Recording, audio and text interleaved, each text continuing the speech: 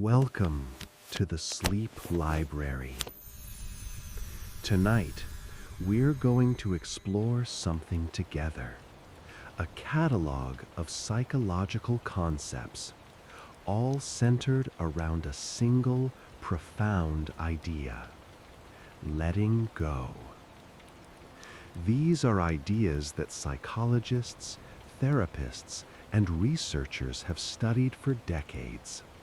Concepts that can help us release our grip on anxiety, worry, and the things we cannot control. But here's what I want you to know before we begin. You don't need to memorize any of this. You don't need to take notes or apply these concepts tomorrow or even remember them when you wake. Tonight, these ideas are simply here to keep you company, to give your mind something gentle to focus on as your body relaxes deeper and deeper into rest. So, close your eyes. If you haven't already, adjust your pillow, settle your shoulders. Let your jaw release any tension it might be holding. Take a slow breath in through your nose, and then let it go slowly through your mouth. And again, in and out. Tonight's catalog contains 25 concepts. 25 different ways that psychology understands the act of letting go. Some of these will be familiar to you, perhaps. Others will be new. All of them share a common thread. They offer us permission to release our grip, to soften our hold on control, to make peace with what is. We'll move through them slowly, one by one, like walking through a quiet gallery where each concept is displayed in its own space, given its own moment of attention. There's no rush. We have all the time in the world. Let your breathing continue at its own pace, natural and easy. Let your mind begin to drift like a leaf floating on the surface of a slow-moving stream. And let's begin this gentle catalog together. Concept 1, acceptance, vs. resistance. The first concept in our catalog tonight is perhaps the most fundamental: acceptance. In psychological terms, acceptance refers to the active process of acknowledging reality as it is, without attempting to change it, fight it, or pretend it's different than it truly is. This is not the same as giving up, or resigning yourself to suffering, or approving of difficult circumstances. Rather, acceptance is the simple, profound act of saying to reality, "You are here. I see you. I acknowledge you." The concept of acceptance has roots that stretch across multiple psychological traditions. In the 1950s and 60s, psychologist Carl Rogers spoke about unconditional positive regard and the importance of accepting oneself fully. In the 1980s and 90s, Marshall Linehan developed dialectical behavior therapy, which placed radical acceptance at its very core. And in more recent decades, acceptance and commitment therapy, often called ACT, has made acceptance one of its 6 fundamental processes. But acceptance isn't a modern invention, of course. Eastern philosophical traditions have emphasized acceptance for thousands of years. Buddhist psychology, in particular, teaches that suffering often comes not from pain itself, but from our resistance to pain, our insistence that things should be different than they are. Imagine for a moment that you're standing in a river. The water is flowing around you, cool and constant. If you brace yourself against the current, if you lock your knees and tense your muscles and try to force the water to stop flowing, you'll exhaust yourself. Your legs will ache. Your whole body will become tired and strained. But if you soften, if you let your body move slightly with the water, if you accept the current rather than fighting it, you can stand there for hours, steady and at peace. This is what acceptance offers us psychologically. When anxiety comes, and it will come, because anxiety is part of being human, we have a choice. We can resist it, tell ourselves we shouldn't feel this way, berate ourselves for being anxious, fight against the sensation with everything we have, or we can accept it. We can notice the anxiety, acknowledge its presence, and allow it to be there without adding the second layer of suffering that comes from resistance. The psychologist and researcher Stephen Hayes, one of the founders of acceptance and commitment therapy, describes this beautifully. He says that when we're in psychological pain, we often try to control or eliminate that pain, which is understandable. Pain hurts. But the very act of struggling against certain kinds of pain, especially emotional pain, often amplifies it. It's like being caught in quicksand. The more you thrash and struggle, the deeper you sink. Acceptance in this metaphor is the act of stopping the struggle, spreading your weight, and allowing yourself to float. In practical terms, acceptance might sound like this: I'm feeling anxious right now. That's what's happening. I don't have to like it, but I can acknowledge it's here. Or perhaps, this situation is difficult. I wish it were different, but right now, in this moment, this is what is. There's something deeply restful about this, isn't there? The permission to stop fighting, to let things be as they are, at least for now, at least for this moment. As you lie here in your bed, in the darkness or dim light of your room, you might notice sensations in your body. Perhaps there's a slight tension in your neck, or your lower back, or your jaw. You could fight against these sensations, tell yourself they shouldn't be there, try to force them away.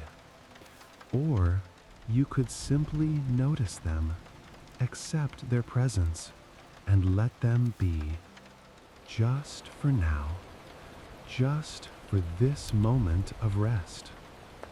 Acceptance is the doorway through which we enter into letting go.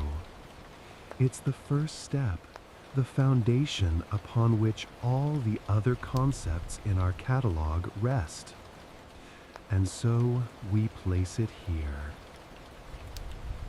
At the beginning, like the first book on a shelf, the one that helps us understand all the others that will follow. Concept 2. Cognitive diffusion. The second concept in our catalog tonight is called cognitive diffusion. Now, this is a term that might sound technical, perhaps even a bit awkward when you first hear it, but the idea behind it is actually quite simple and quite beautiful. Cognitive diffusion is a technique developed within acceptance and commitment therapy that helps us change our relationship with our thoughts. To understand diffusion, we first need to understand its opposite, cognitive fusion. Fusion is what happens when we become tangled up with our thoughts, when we treat our thoughts as if they are absolute truths. When we can't see the difference between thinking something and it being real. For example, if you have the thought, "I'm going to fail," and you're fused with that thought, it doesn't feel like a thought. It feels like a fact, like a prediction that will certainly come true. The thought and reality become fused together, inseparable, one and the same.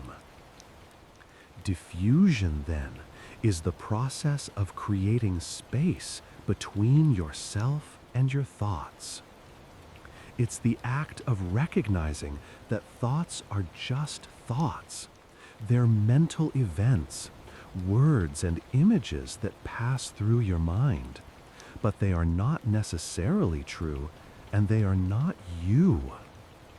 The psychologist Russ Harris, who has written extensively about ACT, Sartasi offers a simple exercise to illustrate this. He suggests taking a thought that troubles you, something like, "I'm not good enough," and saying it out loud repeatedly for 30 seconds. "I'm not good enough. I'm not good enough. I'm not good enough." After a while, something interesting happens. The words start to lose their meaning. They become just sounds, just syllables, just a pattern of noise. The fusion begins to break down. This is defusion, the recognition that thoughts are not facts. They're just words that the mind produces. Imagine your mind as a radio that's always on, always broadcasting. Sometimes it plays pleasant music, sometimes it broadcasts the news, and sometimes it plays static or harsh. Critical commentary. When we're fused with our thoughts, it's as if we believe everything the radio says. When we practice diffusion, we remember that we are not the radio. We are the person listening to it. And we can choose how much authority to give to what we hear. Another metaphor that therapists often use is the metaphor of clouds in the sky. Imagine you're lying on your back in a grassy field on a summer afternoon. Above you, clouds drift slowly across the blue expanse of sky. Some clouds are dark and heavy, some are light and wispy, some look like dragons or castles or faces. But they're all just clouds. They come, they change shape, they drift on, and they dissolve. They don't define the sky. The sky holds them all, allows them all, and remains vast and clear behind them. Your thoughts are like those clouds. They arise, they take various forms, They pass through your awareness and they dissipate. You, your essential self, your observing awareness are like the sky, vast, clear, and unchanged by the passing clouds. Cognitive diffusion offers us tremendous freedom when it comes to letting go. So much of anxiety involves believing our anxious thoughts completely, treating our worries as if they are accurate predictions rather than simply products of an anxious mind. Diffusion allows us to step back, to create distance, to recognize that just because we think something doesn't make it true. In practice, diffusion techniques are wonderfully simple. When a thought arises that troubles you, you might simply say to yourself, "I'm having the thought that." For instance, "I'm having the thought that I won't be able to handle tomorrow." This small phrase, "I'm having the thought that," creates just enough space to remind you that this is a thought, not a fact. Or you might imagine your thoughts as words written on leaves, floating down a gentle stream. You stand on the bank, watching each leaf drift past, noticing what's written there, but not jumping into the stream to chase after them.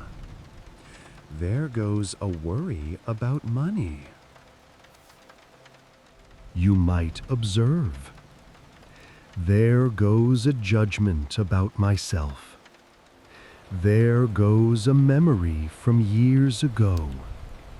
All of them just leaves, floating past, floating away. There's something deeply restful about this perspective, isn't there?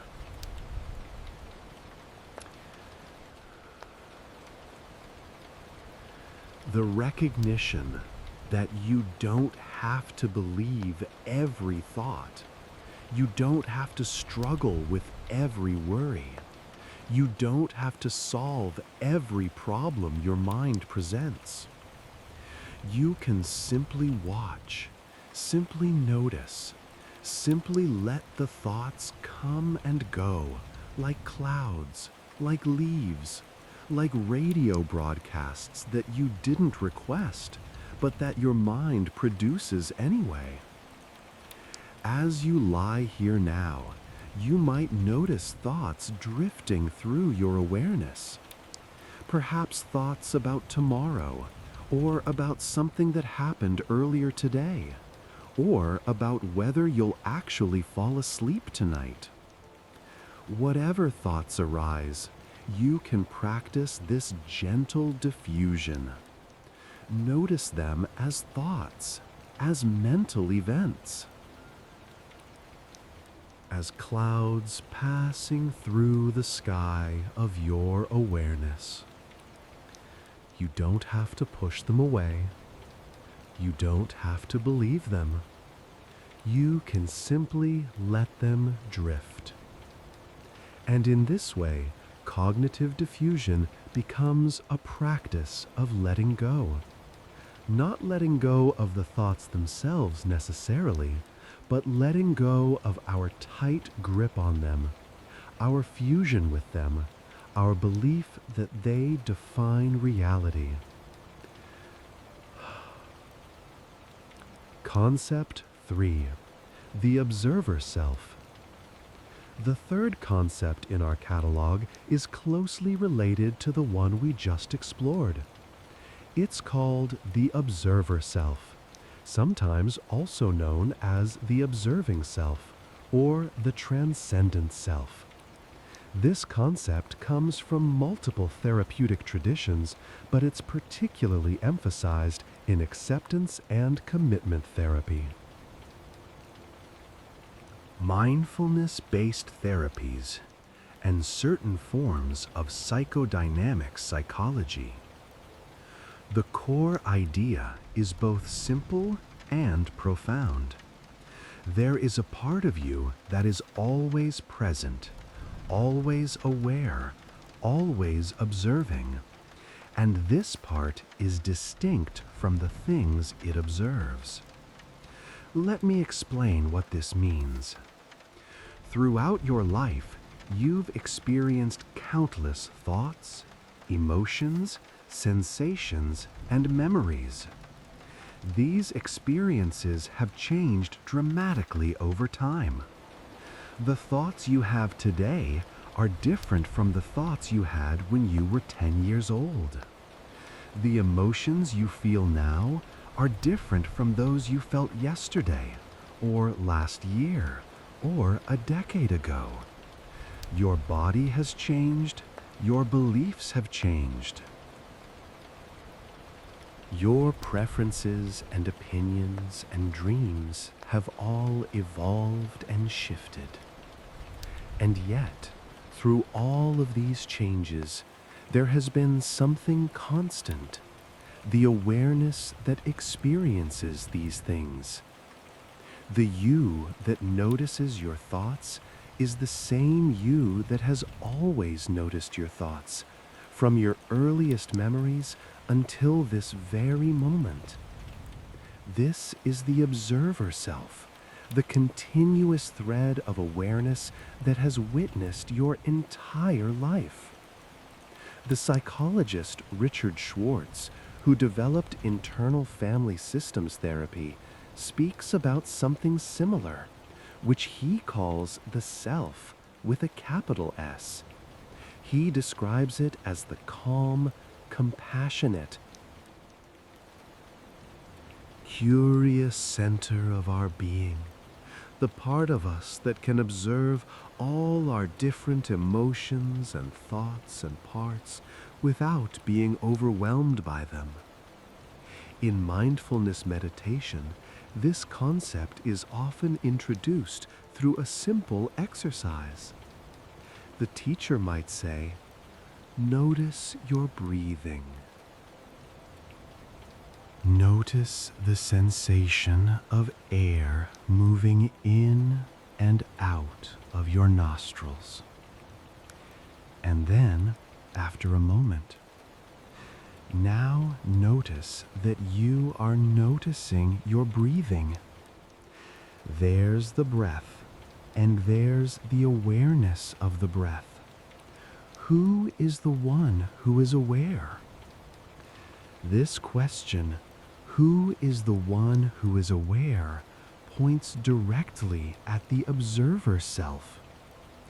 Here's why this concept is so important for letting go.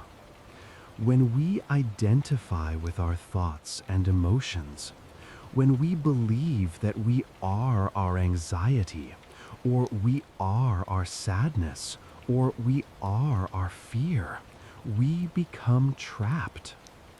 If I am my anxiety, then when anxiety is present, I am completely consumed by it. There's no separation, no space, no freedom. But when we recognize the observer self, everything changes. We realize, I am not my anxiety. I am the awareness that notices anxiety arising. I am not my thoughts. I am the consciousness that observes thoughts passing through. I am not even my body in the deepest sense. I am the awareness that experiences embodiment. This doesn't mean that our thoughts and emotions and bodily sensations aren't important or real. They are. But recognizing the observer self gives us a stable place to stand, a ground of being that cannot be shaken by the changing weather of our inner experience. Imagine, if you will, that you're standing in a train station. Trains arrive and depart constantly. Some passenger trains, some freight trains, some express trains rushing through without stopping. Each train carries different cargo, different passengers, different destinations. Some trains are sleek and modern, others old and creaky. But you are not any of these trains. You are the station itself, the space through which all these trains pass. Your thoughts are like trains. Your emotions are like trains. They arrive, they have their moment of presence, and they depart. Some linger longer than others. Some are more pleasant than others. But you, the observer self, remain constant, like the station, witnessing all of these arrivals and departures without being carried away by any of them. There's a famous story from Buddhist psychology that illustrates this beautifully. A master was once asked by a student, "What do you do when difficult emotions arise?" The master replied, "I experience them." The student, confused, asked, "But doesn't that mean you suffer?" And the master said, "There is experiencing, but there is no one who suffers. There is just the experiencing itself, observed by awareness." This is a profound teaching, and it speaks to the freedom that comes from resting in the observer self. When anxiety arises, and it will arise because that's part of being human, you have a choice.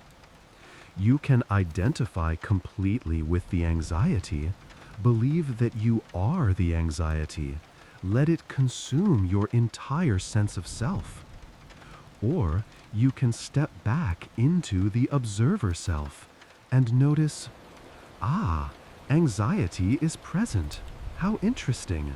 I am aware of anxiety arising.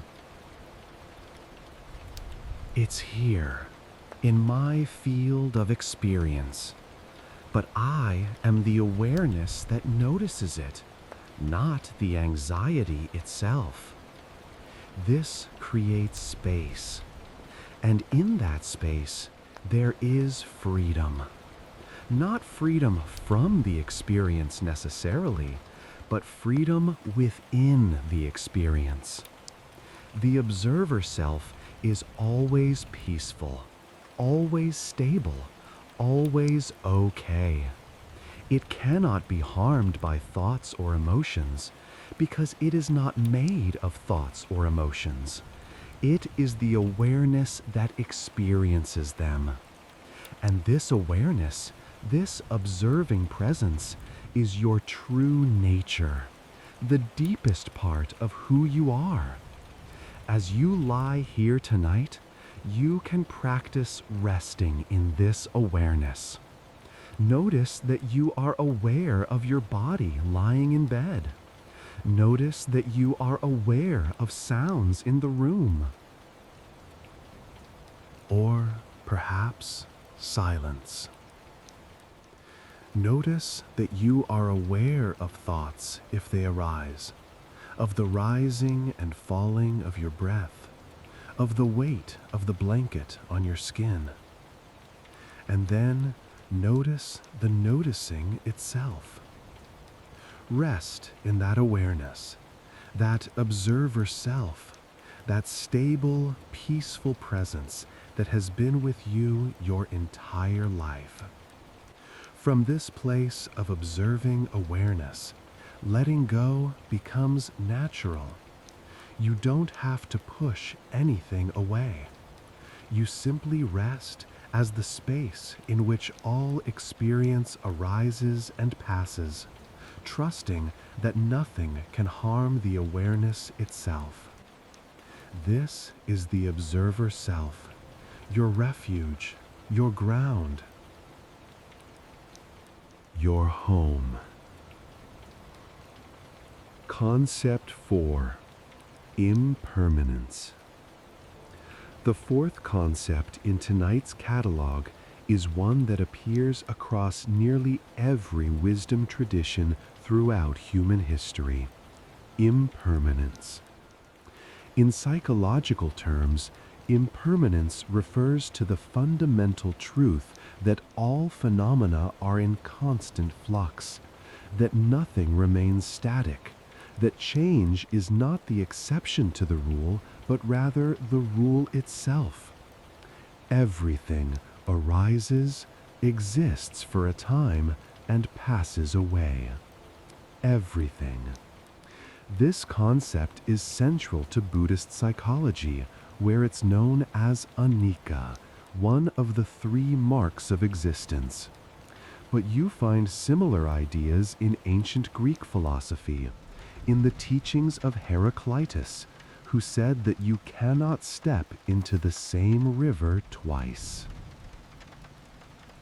For it is not the same river, and you are not the same person. You find it in modern neuroscience, which reveals that our brains are constantly changing, rewiring themselves with every experience, every thought, every moment of attention. You find it in physics, in thermodynamics, in the second law that tells us that all systems tend toward entropy, toward change, toward transformation. Impermanence is woven into the very fabric of reality. And yet, so much of our suffering, so much of our anxiety and our worry and our grief comes from our resistance to this fundamental truth. We want things to stay the same. We want the good moments to last forever and the difficult moments to end immediately. We want permanence in an impermanent world. The psychologist and meditation teacher Tara Brach speaks about this beautifully. She describes how we spend so much of our lives trying to create islands of permanence in an ocean of change. We build our careers, our relationships, our identities, our plans for the future, all the while knowing, somewhere deep down, that everything is subject to change, that nothing we build will last forever in the form we've created it. This can sound depressing. Perhaps. But actually, when we truly understand and accept impermanence, it becomes deeply liberating. Let me explain why. If everything is impermanent, then our current difficulties are also impermanent. That anxiety you're feeling? Impermanent. That worry that's been circling through your mind? Impermanent. That situation at work or in your relationships that feels overwhelming? Also impermanent. Everything that arises will also pass away. This is not wishful thinking. It's simply how reality works. The ancient Buddhist texts contain a phrase that's deeply comforting. This too shall pass. 4 simple words that contain the entire teaching of impermanence. When you're in the midst of difficulty, remembering this truth, that this difficulty is temporary, that it will change, that nothing stays the same forever, can provide enormous relief. But impermanence works both ways, of course. The pleasant moments are also impermanent. The joy, the peace, the satisfaction we feel, all of it is temporary. All of it will change. And this too is liberating, though in a different way. When we deeply understand that pleasant experiences are temporary, we stop clinging to them so desperately. We can enjoy them while they're here, savor them fully, and then release them when they inevitably pass, without the added suffering that comes from trying to hold on, trying to make them permanent. The Vietnamese monk Thich Nhat Hanh teaches something he calls impermanence meditation. It's quite simple. You hold something in your awareness, perhaps a physical object or a sensation or an emotion, and you contemplate its impermanent nature. You consider all the causes and conditions that had to come together for this thing to exist in this moment. You reflect on how it has already changed from what it was a moment ago, and how it will continue to change in the moments to come. You recognize that it is not a solid, permanent thing, but rather a process, a flowing, a temporary constellation of causes and conditions that will inevitably shift and dissolve. Let's try this together, very gently, right now. Bring your awareness to your breath. Notice the sensation of breathing. Now consider, this breath is impermanent. It arises, it peaks, it falls away. Already the breath you just took is gone, replaced by a new breath. And that breath too is already passing, being replaced by the next breath.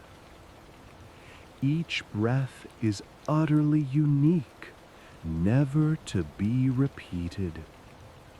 Each breath is a small birth and death, an arising and a passing. Now expand your awareness to your body as a whole. This body is impermanent. This body is impermanent. The cells within it are dying and being replaced constantly. You have almost entirely new cells every 7 to 10 years. The body you inhabited as a child is not the same body you inhabit now.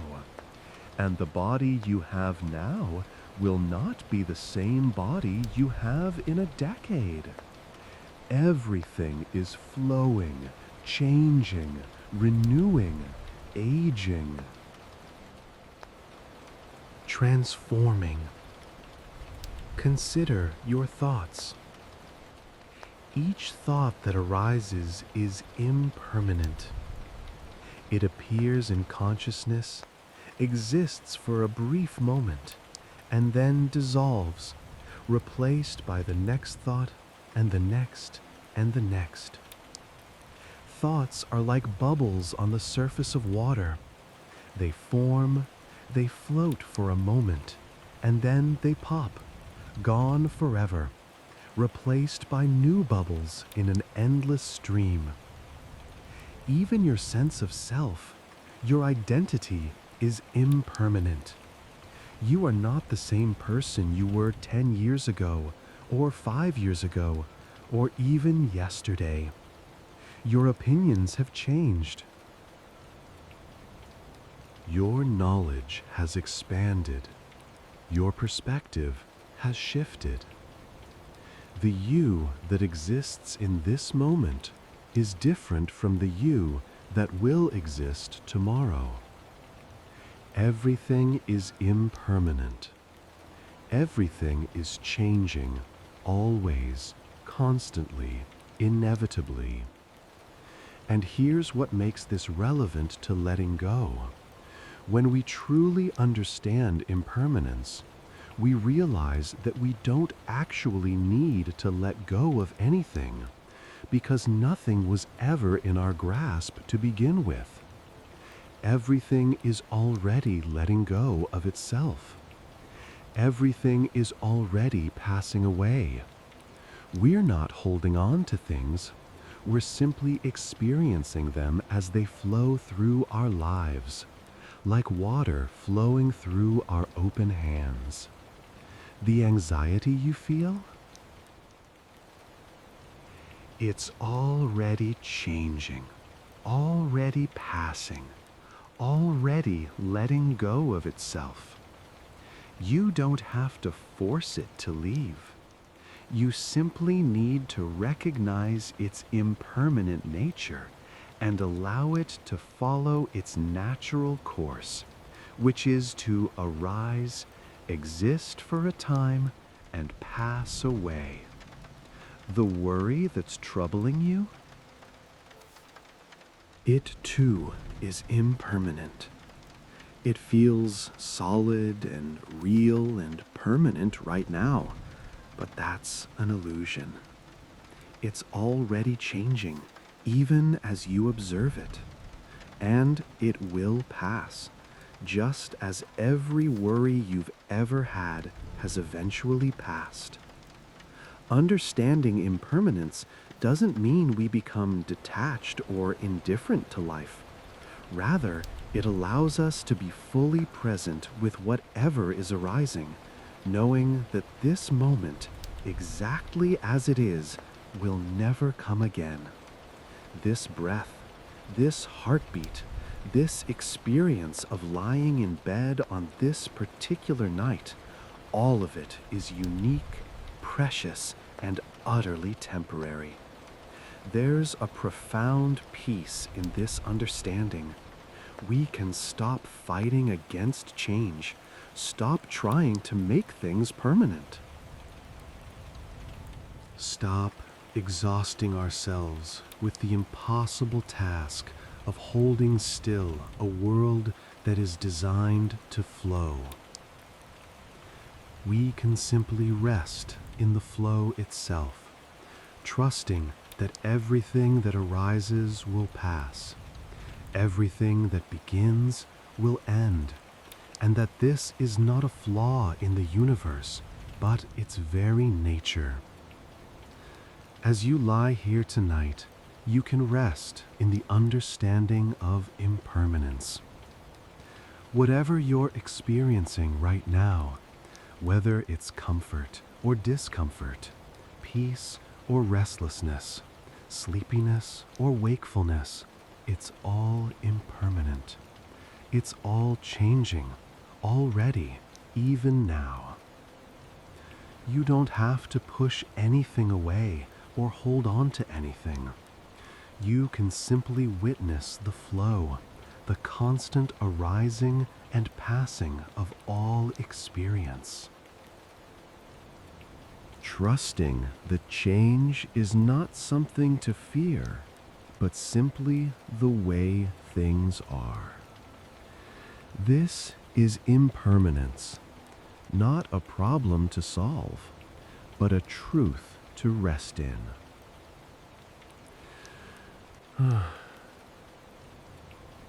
Concept 5. Psychological flexibility. The fifth concept in our catalog tonight is called psychological flexibility.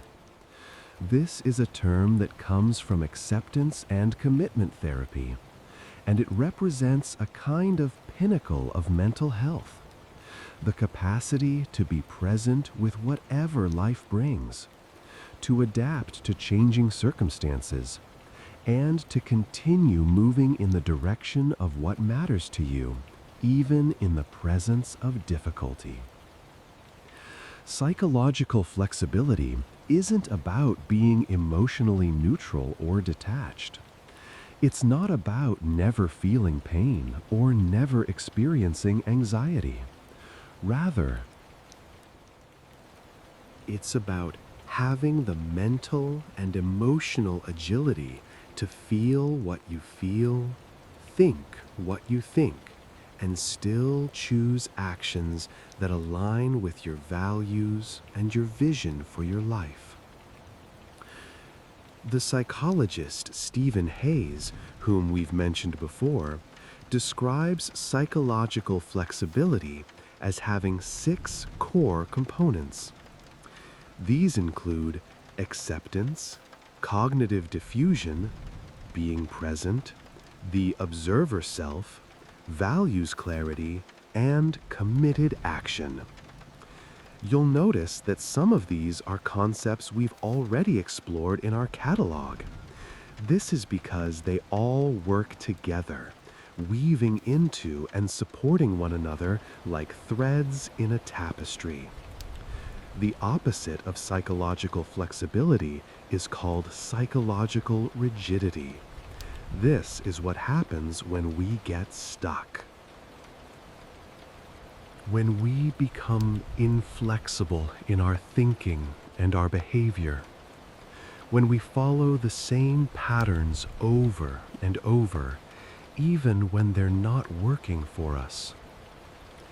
Imagine a tree in a storm. A psychologically rigid tree, if such a thing existed, would be stiff and unbending. When the wind blows, it would resist, holding firm, refusing to yield. And eventually, if the storm is strong enough, that rigid tree would break. It would snap under the pressure of its own inflexibility. Now imagine a psychologically flexible tree, which is, of course, what most healthy trees actually are. When the wind blows, this tree bends. Its branches sway, its trunk leans, it moves with the force of the wind rather than against it. And because it can bend, it doesn't break. When the storm passes, the tree returns to its natural position, perhaps a bit weathered, but still standing, still growing, still alive. This is psychological flexibility, the capacity to bend without breaking, to adapt without losing yourself, to experience difficulty without being destroyed by it. In practical terms, psychological flexibility might look like this. Imagine you're feeling anxious about an upcoming event, perhaps a presentation at work, or a difficult conversation you need to have, or a medical appointment that's worrying you. A psychologically rigid response would be to fight the anxiety, to tell yourself you shouldn't feel this way, to avoid the event if possible, to ruminate endlessly about all the things that could go wrong. To let the anxiety completely control your behavior. A psychologically flexible response would be different. You would notice the anxiety, acknowledge it's present, allow it to be there without judging yourself for feeling it. You would recognize that anxiety is just an emotion, a bodily sensation, and a cluster of thoughts, not a fact about what will happen. You would ask yourself what matters to you in this situation, what your values are, And then you would choose actions that align with those values. Even while the anxiety is still present. You might still feel anxious. Psychological flexibility doesn't eliminate difficult emotions, but you wouldn't be controlled by the anxiety. You would have the flexibility to feel anxious and still do what matters to you. This is an enormously important distinction. So much of traditional mental health treatment has focused on trying to reduce or eliminate symptoms, trying to make the anxiety go away, trying to stop the sad thoughts, trying to fix whatever is broken. And certainly, reducing suffering is a worthy goal. But psychological flexibility takes a different approach. It suggests that the goal isn't necessarily to feel better, but to live better. To develop the flexibility to have a full range of human emotions, including difficult ones, while still engaging meaningfully with life. The researcher Todd Kashdan, who has studied psychological flexibility extensively, describes it as being like having a large repertoire of responses available to you. Instead of having just one way of coping with stress, or one way of relating to difficult emotions, you have many options. You can accept, or you can problem solve. You can be present with discomfort, or you can distract yourself temporarily if that's what's needed. You can connect with others, or you can take time alone. The flexibility lies in being able to choose the response that fits the situation, rather than being locked into rigid patterns. In terms of letting go, psychological flexibility is essential. It allows us to let go of the belief that we must feel a certain way in order to live well. It allows us to release the rigid rules we've created for ourselves. Rules like, I can't do anything important if I'm feeling anxious. Or, I need to be completely confident before I can take action. Or, if I'm not happy, something is wrong. Psychological flexibility invites us to loosen our grip on these rigid beliefs and embrace a more flexible, compassionate relationship with our own experience. There's a concept in acceptance and commitment therapy called creative hopelessness. It's a strange name, isn't it? But the idea is quite profound. Creative hopelessness is the recognition that many of the strategies we've been using to control our inner experience simply haven't worked. We've tried to suppress our anxiety, and it keeps coming back. We've tried to avoid situations that make us uncomfortable, and our world has gotten smaller. We've tried to think our way out of our feelings, and we've ended up more tangled than before. This recognition that our control strategies have failed could lead to despair. But it can also lead to something creative, something new. If the old strategies haven't worked, perhaps we need a different approach entirely. Perhaps we need to stop fighting our experience and start developing flexibility within it. This is where letting go comes in. We let go of the struggle for control. We let go of the rigid belief that we must feel good in order to live well. We let go of the endless war we've been waging against our own inner experience. And in letting go of all this, we discover something unexpected: freedom. Not freedom from difficulty, but freedom within it. Psychological flexibility is also deeply connected to resilience. People with high psychological flexibility tend to recover more quickly from setbacks, adapt more successfully to change, and experience greater well-being even in the presence of stress. This isn't because they don't experience difficulty. They do, just like everyone else. But they have the flexibility to experience difficulty without becoming stuck in it.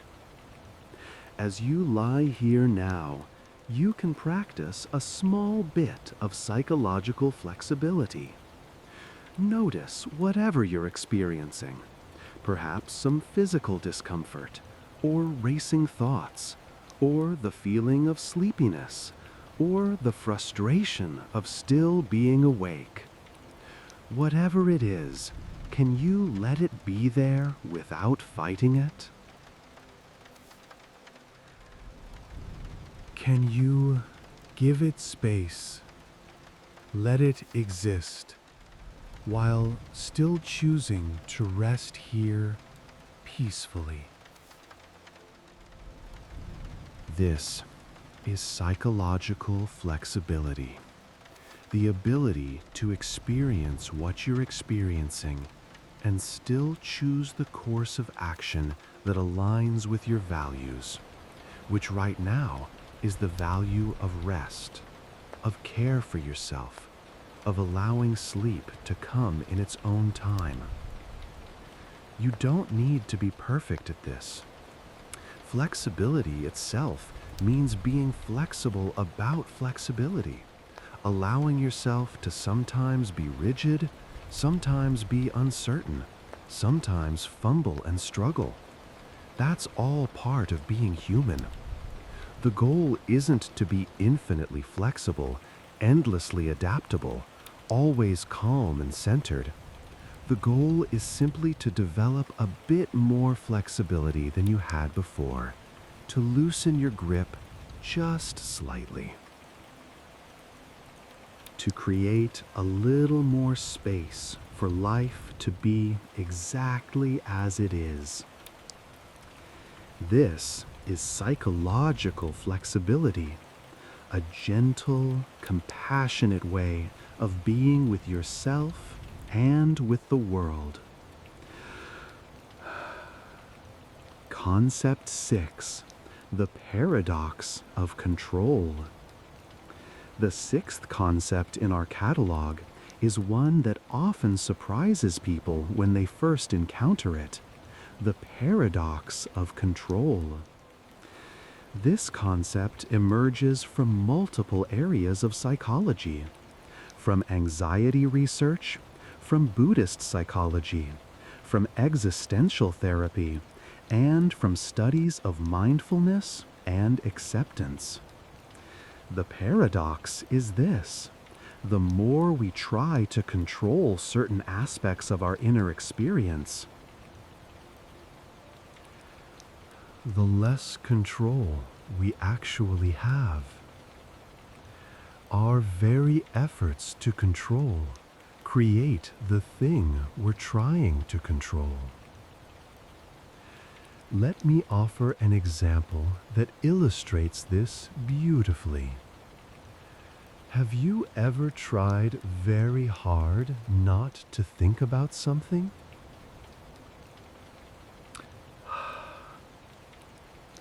Perhaps someone said to you, "Whatever you do, don't think about a pink elephant." And of course, the moment you try not to think about a pink elephant, There it is in your mind, a large, pink, impossible to ignore elephant. This is called the white bear problem in psychology, named after a similar experiment conducted by researcher Daniel Wegner in the 1980s. Wegner asked participants to try not to think about white bears for 5 minutes. Every time they thought about a white bear, they were to ring a bell. The bells rang constantly. The very instruction not to think about something made that thing absolutely central to consciousness. The same principle applies to emotions and bodily sensations. If you try very hard not to feel anxious, you often become more anxious. Now you're anxious, plus you're anxious about being anxious. If you tell yourself you must not be nervous before a presentation, you become hypervigilant for any sign of nervousness, which of course makes you more nervous. If you command yourself to fall asleep, you paradoxically wake yourself up, because trying to control sleep activates the very mental processes that prevent sleep. This is the paradox. The tighter we grip, the more slips through our fingers. The harder we try to control our inner world, the more out of control it becomes. Viktor Frankl, the psychiatrist and Holocaust survivor who founded logotherapy, wrote about this extensively. He called it paradoxical intention, and he used it as a therapeutic technique. For instance, if someone had insomnia and was desperately trying to fall asleep, Frankl would instruct them to try to stay awake instead.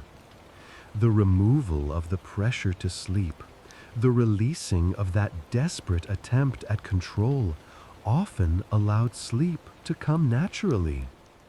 Similarly, Frankl worked with people who had anxiety attacks and would instruct them, when they felt anxiety beginning, to try to make the anxiety worse, to lean into it, to amplify it, to wish for it to increase. Often, the anxiety would dissipate because the relationship had changed. Instead of fighting the anxiety, trying to control it, pushing it away, the person was accepting it, even welcoming it. And paradoxically, this acceptance removed its power. This concept is also central to Buddhist psychology.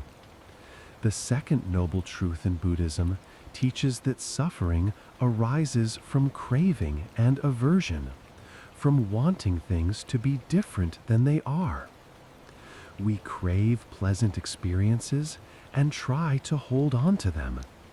We have aversion to unpleasant experiences and try to push them away. And this very craving and aversion, this attempt to control our experience, is what creates suffering. The Thai Buddhist teacher Ajahn Chah used to say something that captures this perfectly.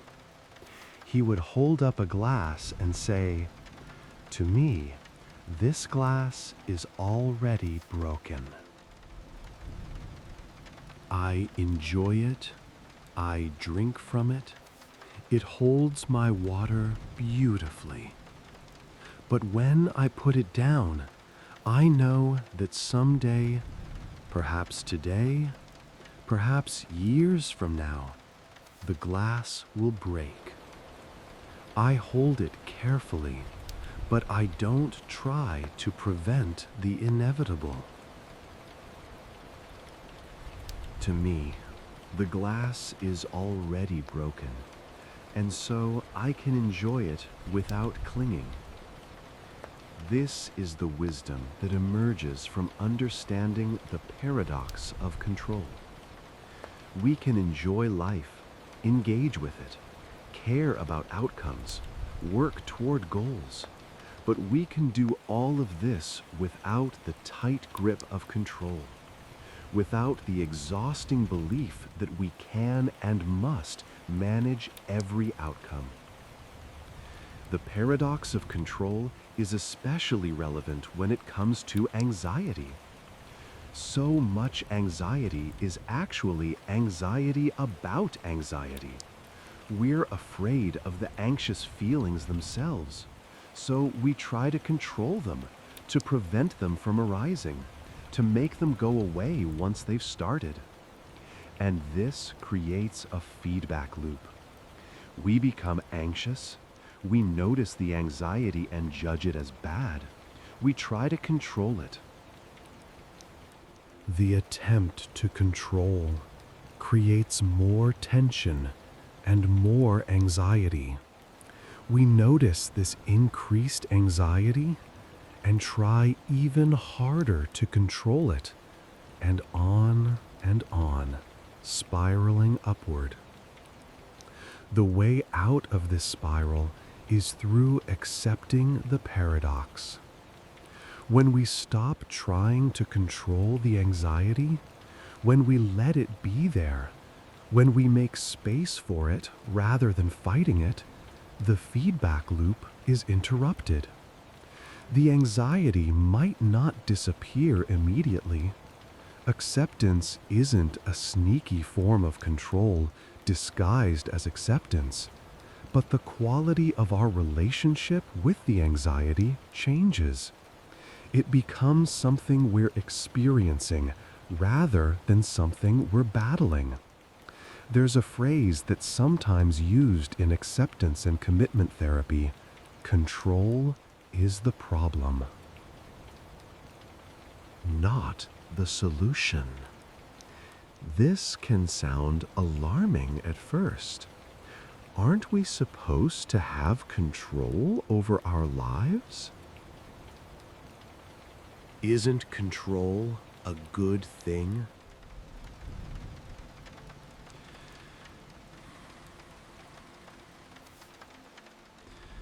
The answer is nuanced. There are certainly domains where control is appropriate and useful. We can and should exercise control over our actions, our choices, our behavior.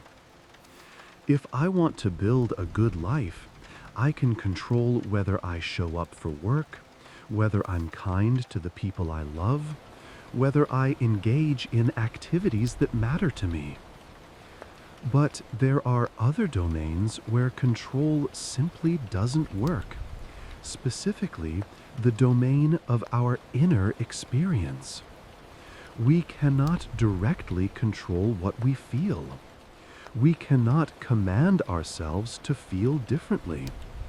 We can't simply decide to not be anxious, or not be sad, or not have certain thoughts. And when we try, we enter into the paradox, where our attempts at control backfire. The solution isn't to give up all control and become passive. The solution is to develop wisdom about what we can control and what we can't, and to release our grip on what lies outside our control. The ancient Stoic philosophers understood this deeply.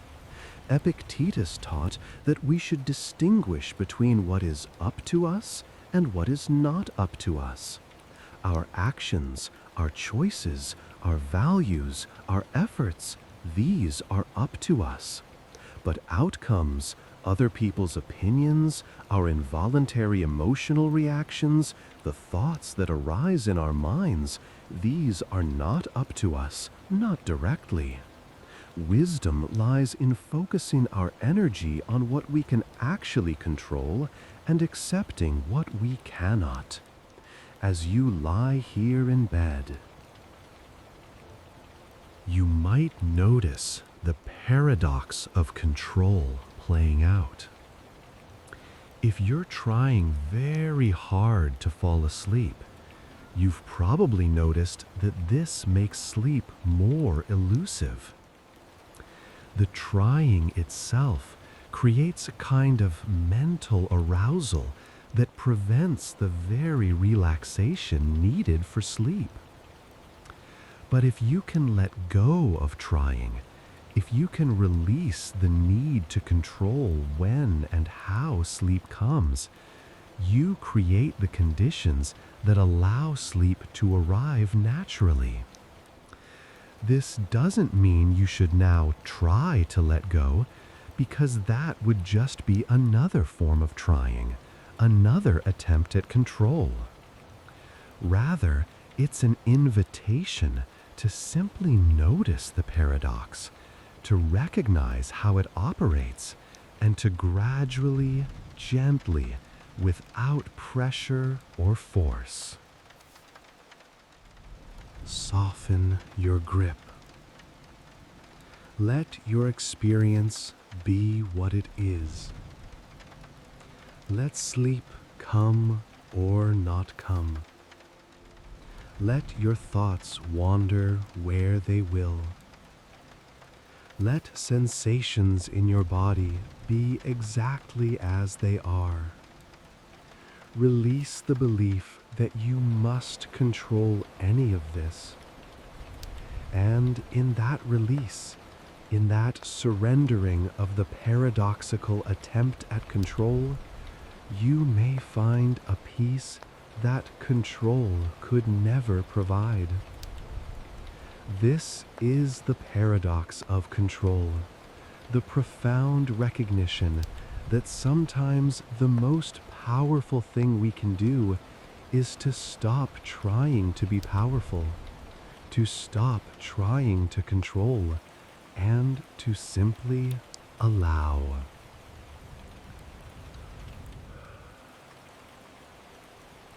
Concept 7. Radical acceptance. The 7th concept in our catalog builds upon the idea of acceptance we explored earlier, but takes it even further. This is called radical acceptance. Radical acceptance is a term coined by Marsha Linehan, the psychologist who developed dialectical behavior therapy. While simple acceptance is about acknowledging reality as it is, radical acceptance is about embracing reality completely, at every level, emotional, cognitive, and physical, even when that reality is painful, even when we wish it were different. The word radical comes from the Latin word radix, which means root. Radical acceptance is acceptance at the root level, acceptance that goes all the way down. Acceptance that doesn't hold anything back. This is not the same as approval. This distinction is crucial.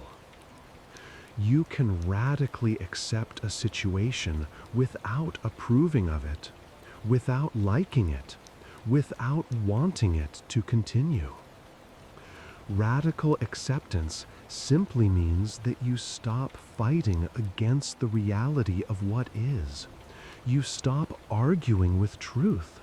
You stop exhausting yourself with the belief that if you just protest loudly enough or wish hard enough, reality will change to match your preferences. Linehan, who developed this concept while working with people who had experienced severe trauma and were struggling with intense emotional pain. Nara tells a story about how she came to understand radical acceptance in her own life. She describes a period of profound suffering, a time when she felt she couldn't bear what she was experiencing. She tried everything to make the pain go away, to fix herself, to become someone who didn't hurt so much. And then, in a moment of exhaustion and surrender, she stopped fighting. She accepted, radically, completely, that this was her experience, that this was her life in this moment, that this pain was real and present and didn't require her permission to exist. And in that moment of radical acceptance, something shifted. The pain didn't necessarily lessen. But the suffering, the secondary layer of anguish that came from fighting the pain, began to dissolve. This is what radical acceptance offers. Not necessarily freedom from pain, but freedom from the added suffering we create when we refuse to accept pain. The Buddhist teacher Pema Chodron speaks about something similar. She talks about the concept of no escape, which sounds harsh but is actually liberating.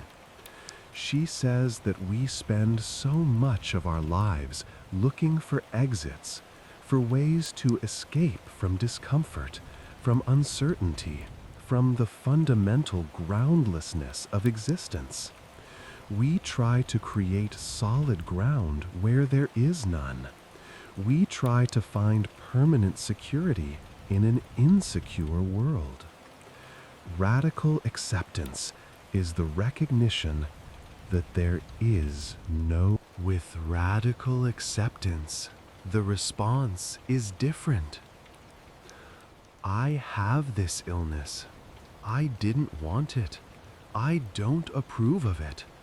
I wish things were different. But this is the reality I'm living with.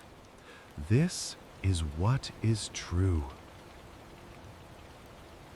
And from this place of accepting what is true, I can decide how to respond, how to adapt, how to build a meaningful life, even with this limitation. Radical acceptance doesn't mean giving up. It doesn't mean becoming passive or resigned. You can radically accept a situation and still work to change what can be changed. In fact, radical acceptance often makes effective action more possible because you're not wasting energy fighting against reality. You're working with reality as it actually is. There's a prayer that captures this concept beautifully, even though it wasn't originally about radical acceptance. It's commonly called the Serenity Prayer. Though it has roots in earlier writings, it goes, "Grant me the serenity to accept the things I cannot change, the courage to change the things I can, and the wisdom to know the difference." This is the essence of radical acceptance combined with wise action. We accept what cannot be changed, and so much falls into this category. The past, other people's choices, our fundamental human limitations, the reality of impermanence, the inevitability of death. And we take action on what can be changed, our responses, our choices, our attitudes, our behaviors. The difficulty, of course, is developing the wisdom to know which is which. Radical acceptance is particularly powerful when it comes to emotions. So many of us have been taught, either explicitly or implicitly, that certain emotions are not okay, that we shouldn't feel them, that feeling them means something is wrong with us. Anxiety is bad. Sadness is bad. Anger is bad. Fear is bad. And so when these emotions arise, as they inevitably do, because they're part of being human, we fight them. We judge ourselves for having them. We try to suppress them, avoid them, distract ourselves from them, argue with them, analyze them away. Radical acceptance invites a different approach. These emotions are here. They arose for reasons, perhaps because of a real threat, perhaps because of an old pattern, perhaps because of a complex web of causes we don't fully understand. Regardless of why they're here, they are here. This is reality in this moment. Can we accept this reality completely without adding judgment or resistance? This doesn't mean we act on every emotion. Radical acceptance of anger doesn't mean we lash out. Radical acceptance of fear doesn't mean we let fear control our behavior. We accept the internal experience while maintaining choice about external action. There's a powerful metaphor that therapists sometimes use to explain this. Imagine your mind is like a house, and emotions are like guests who knock on your door. Some guests are pleasant, joy, contentment, excitement. We open the door wide for these guests. We invite them in. We offer them tea. We hope they'll stay. Other guests are difficult. Anxiety, anger, grief. Often we try to keep these guests out. We lock the door. We pretend we're not home. We tell them they're not welcome here. But these guests are persistent. They keep knocking, louder and louder. And we end up exhausting ourselves, guarding the door, maintaining constant vigilance to keep them out. Radical acceptance is the practice of opening the door to all the guests. Oh, anxiety, there you are. Come in. I don't particularly enjoy your company, but you're welcome to be here. Sit down. I see you. And often, when we stop fighting the difficult guests, when we give them permission to be here, they settle down. They stop pounding on the door. They sit quietly for a while, and eventually they leave of their own accord. But this only works if the acceptance is truly radical, if it goes all the way down. Half-hearted acceptance doesn't work. If we say, okay, anxiety, you can come in, but only for a few minutes, and please don't make yourself comfortable because I want you to leave as soon as possible, that's not radical acceptance. That's tolerance. Which is different. Radical acceptance means giving up the timeline, giving up the demand that things be different than they are, giving up the conditions and the negotiations and the bargaining. It means saying, "This is what is for however long it is, and I accept this completely." In dialectical behavior therapy, Linehan teaches several practices to help people develop radical acceptance. One of these is called turning the mind. When you notice yourself fighting against reality, you consciously, intentionally turn your mind back toward acceptance. It's like a choice point. I notice I'm arguing with reality. I'm going to turn my mind toward acceptance. And you do this again and again, hundreds of times if necessary, gently redirecting yourself back to acceptance whenever you notice yourself slipping into resistance. Another practice is called willing hands. This is a physical gesture that represents acceptance. You place your hands on your lap or by your sides, palms up, fingers gently relaxed, in a posture of receptivity and openness.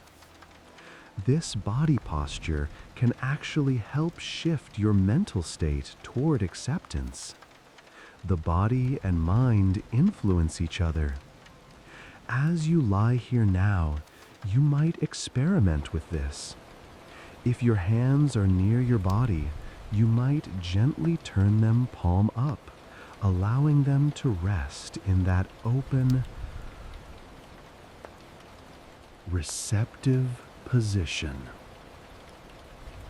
Let this be a physical expression of radical acceptance. You're open to whatever this moment brings. Open to wakefulness or sleep. Open to comfort or discomfort. Open to peace or restlessness. Whatever is here, you're allowing it, accepting it, making space for it. This is radical acceptance. Complete, total, root-level acceptance of what is, without reservation, without condition, without the demand that things be other than they are. And in this radical acceptance, there is a profound freedom, a deep letting go, a rest that comes from finally stopping the fight. Stopping the fight.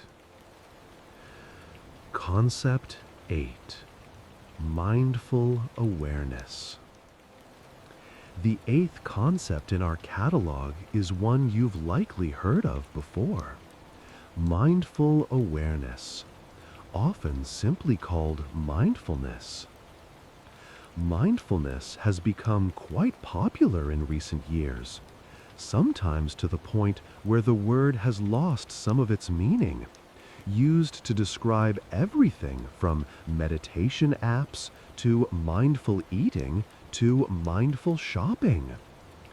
But at its core, mindfulness is actually a quite specific and profound practice, one with roots stretching back thousands of years in Buddhist psychology. The most commonly used definition of mindfulness comes from Jon Kabat-Zinn. The researcher and teacher who brought mindfulness into mainstream Western medicine through his mindfulness-based stress reduction program. Kabat-Zinn defines mindfulness as paying attention in a particular way, on purpose, in the present moment, and non-judgmentally. Let's break this definition down, because each part is important. Paying attention. Mindfulness is fundamentally about awareness, about bringing our attention to our experience rather than being lost in thought, distraction, or automaticity. On purpose, this distinguishes mindfulness from other forms of awareness. Mindfulness is intentional. We choose to bring our attention to the present moment rather than letting it wander wherever it will. In the present moment, so much of our suffering comes from living in the past or the future, from ruminating about what has already happened or worrying about what might happen. Mindfulness brings us back to now, to this moment, which is the only moment we actually have. Non-judgmentally, this might be the most challenging part. Mindfulness asks us to observe our experience without labeling it as good or bad, without critiquing ourselves for what we're experiencing, without getting caught up in preferences about how things should be. The Buddhist teacher Thich Nhat Hanh offers a simpler definition. He says, mindfulness is the energy of being aware and awake to the present moment. And he often adds, it is the continuous practice of touching life deeply in every moment. This continuous practice is key. Mindfulness isn't something you do just on a meditation cushion or during a formal practice session. It's a way of being, a way of relating to your experience, moment by moment, throughout your day and throughout your life. The opposite of mindfulness is what we might call mindlessness or automatic pilot. This is when we go through our days without really being present. When we drive home and don't remember the drive. When we eat a meal without tasting it. When we have a conversation without really listening. We're physically present, but mentally we're somewhere else entirely. Lost in thought, planning the future, replaying the past, anywhere but here. Research over the past few decades has shown that mindfulness has remarkable benefits for both physical and mental health. Regular mindfulness practice has been shown to reduce anxiety and depression, lower blood pressure, improve immune function, increase gray matter density in areas of the brain associated with emotion regulation, and enhance overall well-being. But beyond these measurable benefits, mindfulness offers something even more fundamental. It changes our relationship with our experience. When we're mindful, we're not trying to change our experience. We're simply observing it, being with it, allowing it to be exactly as it is. This might sound passive, but it's actually profoundly active and engaged. It takes sustained attention and effort to simply be present with what is, without immediately reacting, without judging, without trying to fix or change anything. The Vietnamese monk Thich Nhat Hanh teaches a practice he calls mindfulness of breathing. It's very simple. As you breathe in, you know you are breathing in. As you breathe out, You know you are breathing out. That's it. No special breathing technique, no complicated visualization, just awareness of the breath as it naturally occurs. He suggests using gentle phrases to support this awareness. Breathing in, you might silently say to yourself, breathing in, I know I am breathing in. Or even simpler, in. Breathing out, out. This brings your attention fully to the present moment, to the concrete reality of your breath, to the simple fact of being alive and breathing. Another fundamental mindfulness practice is what's sometimes called noting or mental noting. This comes from the Burmese Vipassana tradition of meditation. As you sit quietly, you simply note whatever arises in your experience. A thought arises, you note thinking. A sensation in your body, you note feeling. A sound in the environment, you note hearing. The noting is soft, gentle, just a whisper of acknowledgement that brings you into awareness of what's happening. This practice helps develop what Buddhist psychology calls bare attention, the capacity to observe experience without immediately adding our interpretations, judgments, or stories to it. We see thoughts as just thoughts, sensations as just sensations, emotions as just emotions. We don't push them away, we don't cling to them, we simply note them and let them pass. Sharon Salzberg, a teacher of mindfulness meditation, speaks about the importance of beginning again. She says that mindfulness practice is really the practice of beginning again, over and over. You sit down to meditate. You bring your attention to your breath, and within seconds, your mind wanders off into thought. This is normal.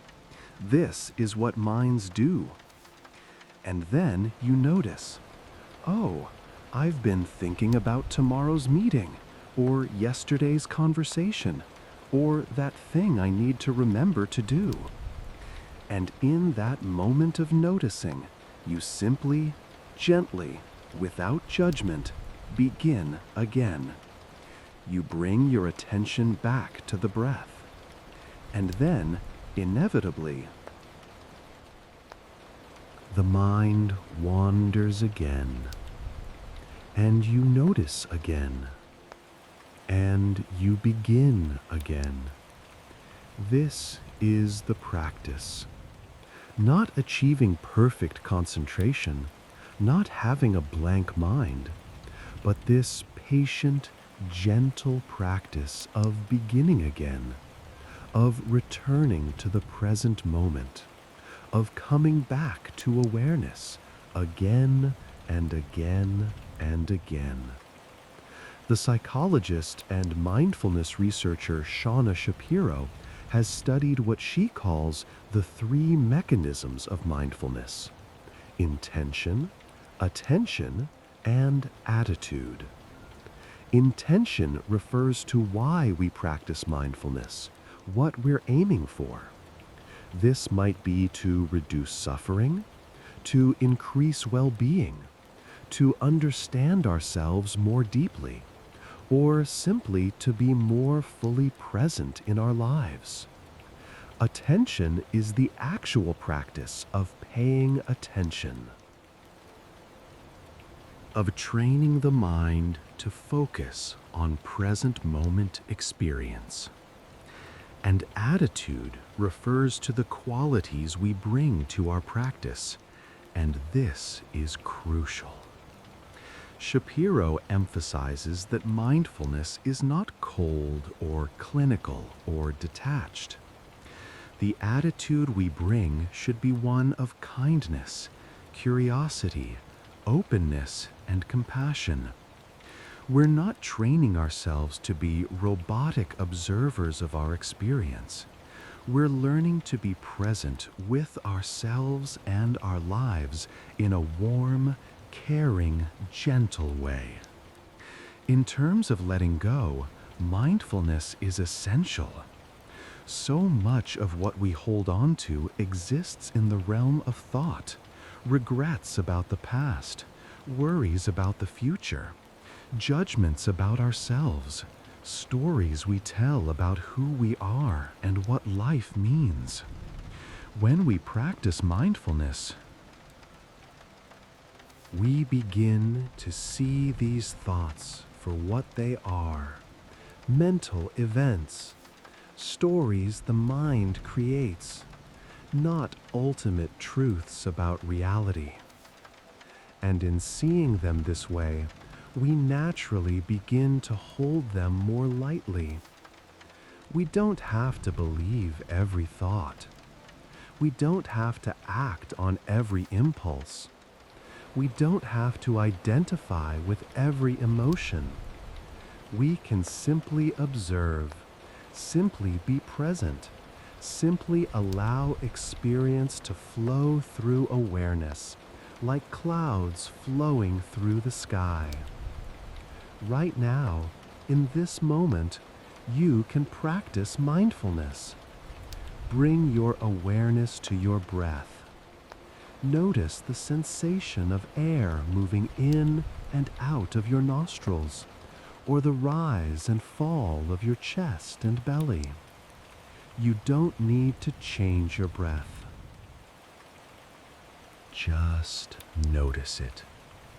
If your mind wanders, and it will wander because that's what minds do, simply notice where it went and gently, kindly bring your attention back to the breath.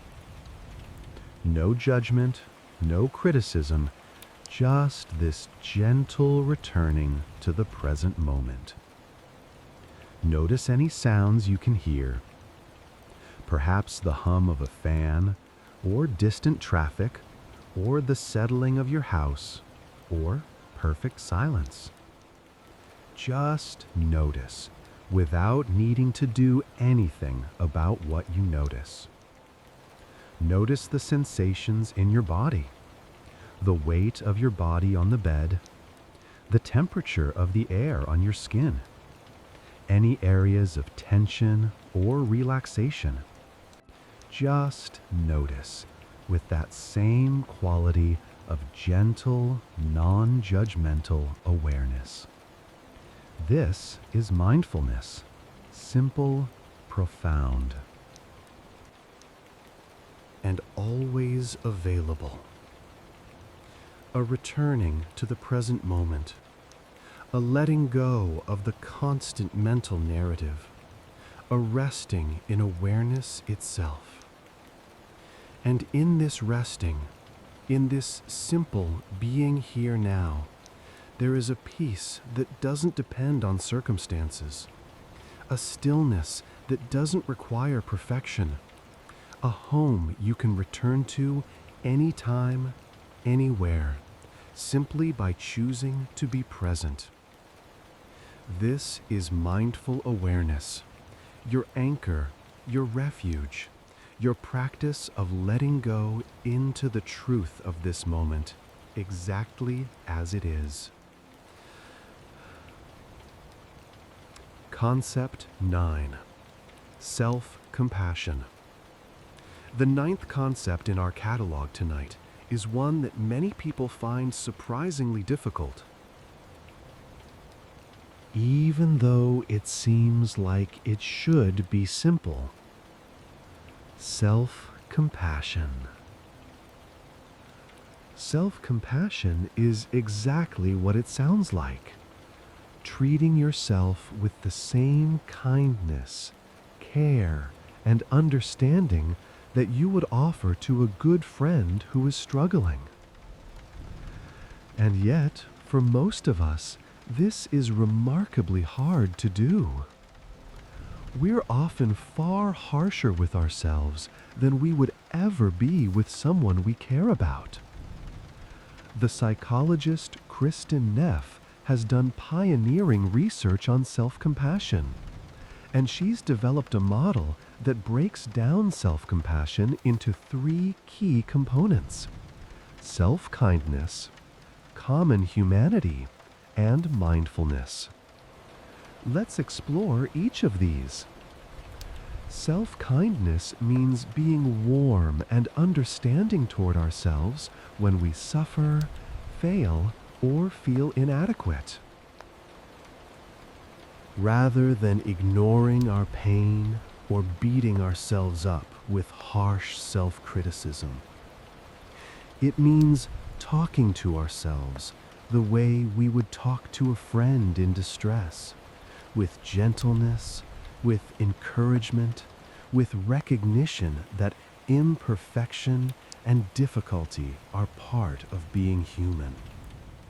Most of us have a harsh inner critic, a voice in our heads that's quick to point out our flaws, our mistakes, our inadequacies.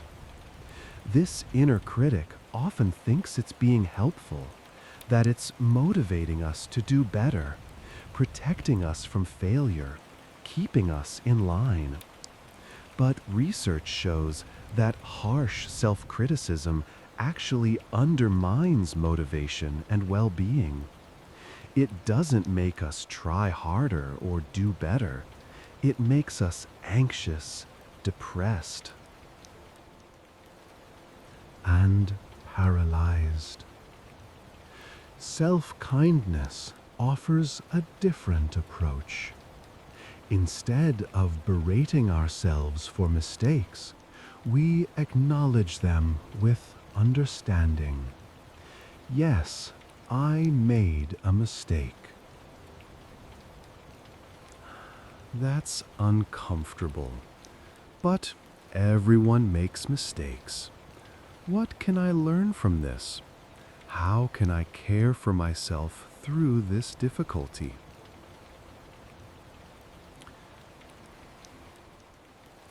The second component of self-compassion is common humanity. This is the recognition that suffering and imperfection are part of the shared human experience, not something that happens just to you, not evidence that something is wrong with you or that you're uniquely flawed. When we're struggling, there's often a sense of isolation, a feeling that we're the only one who feels this way, that everyone else has it together while we're falling apart.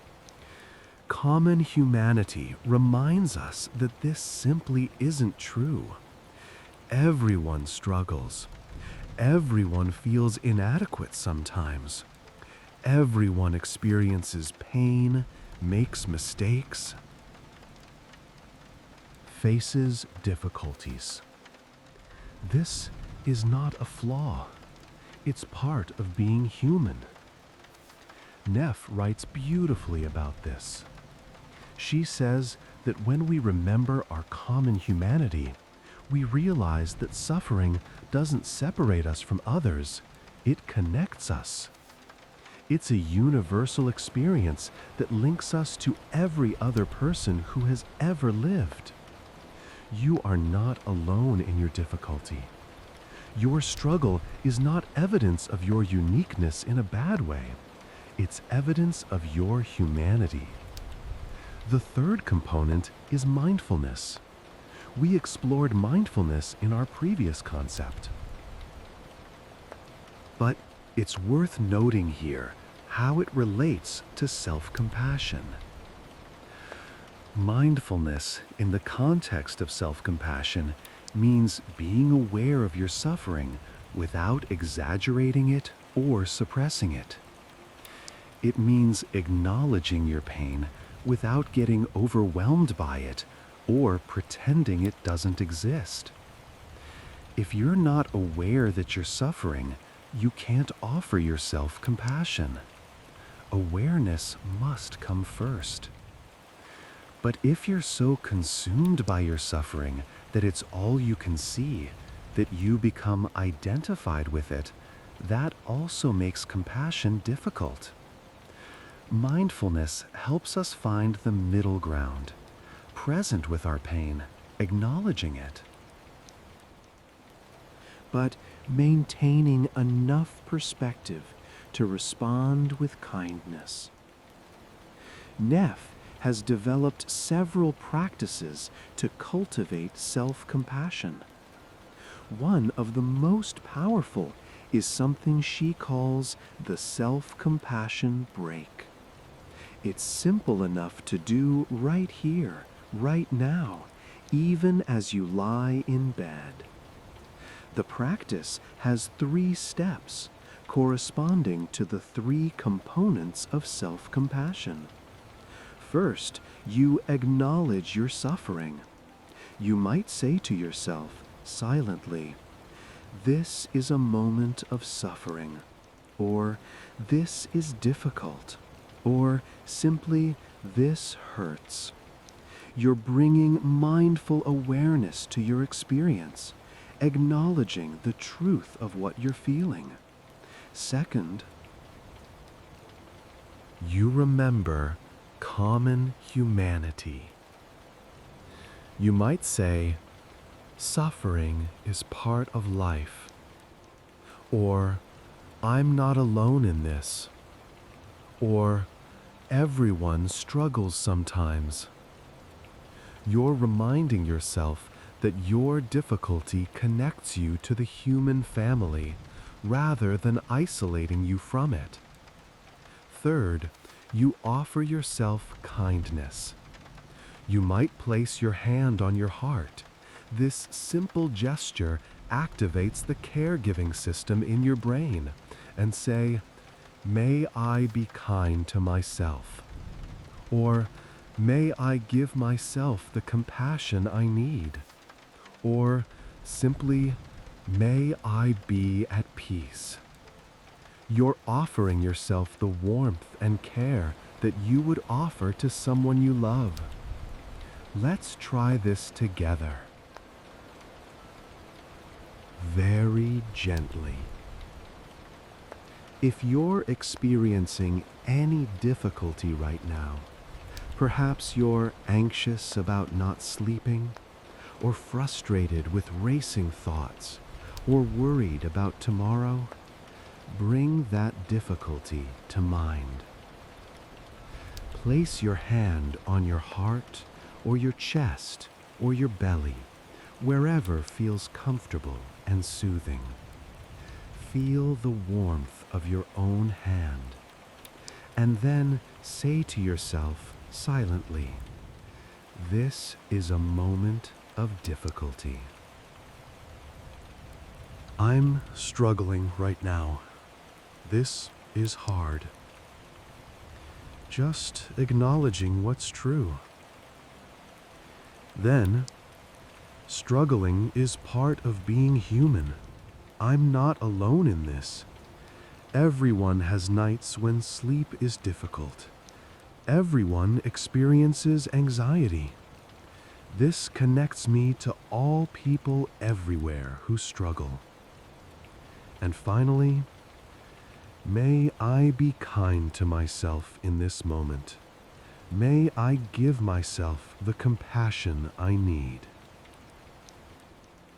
May I be patient and gentle with myself. Notice how this feels. There's no right or wrong way to feel. Simply notice. Christopher Germer, a psychologist who works closely with Neff, emphasizes that self-compassion is not self-esteem. Self-esteem is about evaluating yourself positively, seeing yourself as good or capable or worthy. And while high self-esteem can feel good, it's often contingent and fragile. It depends on success, on comparison with others, on external validation. Self-compassion, on the other hand, is not about evaluation at all. It doesn't require you to judge yourself as good. It simply requires you to treat yourself with kindness, to recognize your common humanity, and to be mindful of your experience. You can fail utterly. You can be completely imperfect. You can be having the worst day of your life, and you still deserve compassion. Not because you're special or successful, but simply because you're human and you're suffering. This is tremendously liberating. It means your worthiness of care and kindness is unconditional. It doesn't have to be earned through achievement or maintained through perfection. It's inherent in your humanity. Research has shown that self-compassion is associated with greater emotional well-being, less anxiety and depression, healthier relationships, and more resilience in the face of difficulty. People who are self-compassionate tend to be less afraid of failure, because they know they'll treat themselves kindly even if they don't succeed. They're more likely to take on challenges, to learn from mistakes, to persevere through difficulties. And crucially, for our purposes tonight, self-compassion helps us let go. It helps us let go of the harsh self-judgment that keeps us trapped in cycles of shame and self-criticism. It helps us let go of the belief that we must be perfect in order to be worthy of kindness. It helps us let go of the comparison with others, the constant measuring of ourselves against impossible standards. When we practice self-compassion, we give ourselves permission to be human, imperfect, struggling, doing the best we can with the resources we have in this moment. And in that permission, that acceptance, that kindness, there is a profound letting go of the impossible burden of perfectionism. As you lie here tonight, perhaps you can practice offering yourself compassion. If you're frustrated with yourself for not sleeping, can you soften that frustration into kindness? I'm trying my best. Sleep is hard sometimes. May I be gentle with myself. If you're judging yourself for being anxious, can you replace that judgment with understanding? This anxiety is here. It's uncomfortable, but I can hold myself kindly through this discomfort. I am worthy of my own compassion. You are, after all, the person you will spend every single moment of your life with. You might as well be kind to yourself.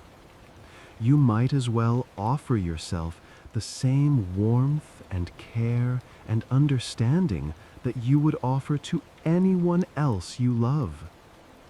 This is self-compassion, not self-indulgence, not self-pity, not letting yourself off the hook, but a fierce and tender commitment to treating yourself with humanity, recognizing that you deserve kindness simply because you exist, simply because you're here, simply because you're doing your best in a difficult world.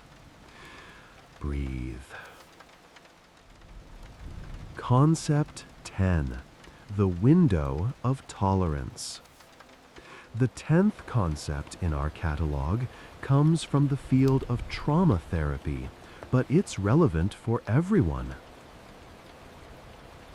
Not just those who have experienced significant trauma. It's called the window of tolerance. This concept was developed by Dan Siegel, a psychiatrist and researcher who studies interpersonal neurobiology.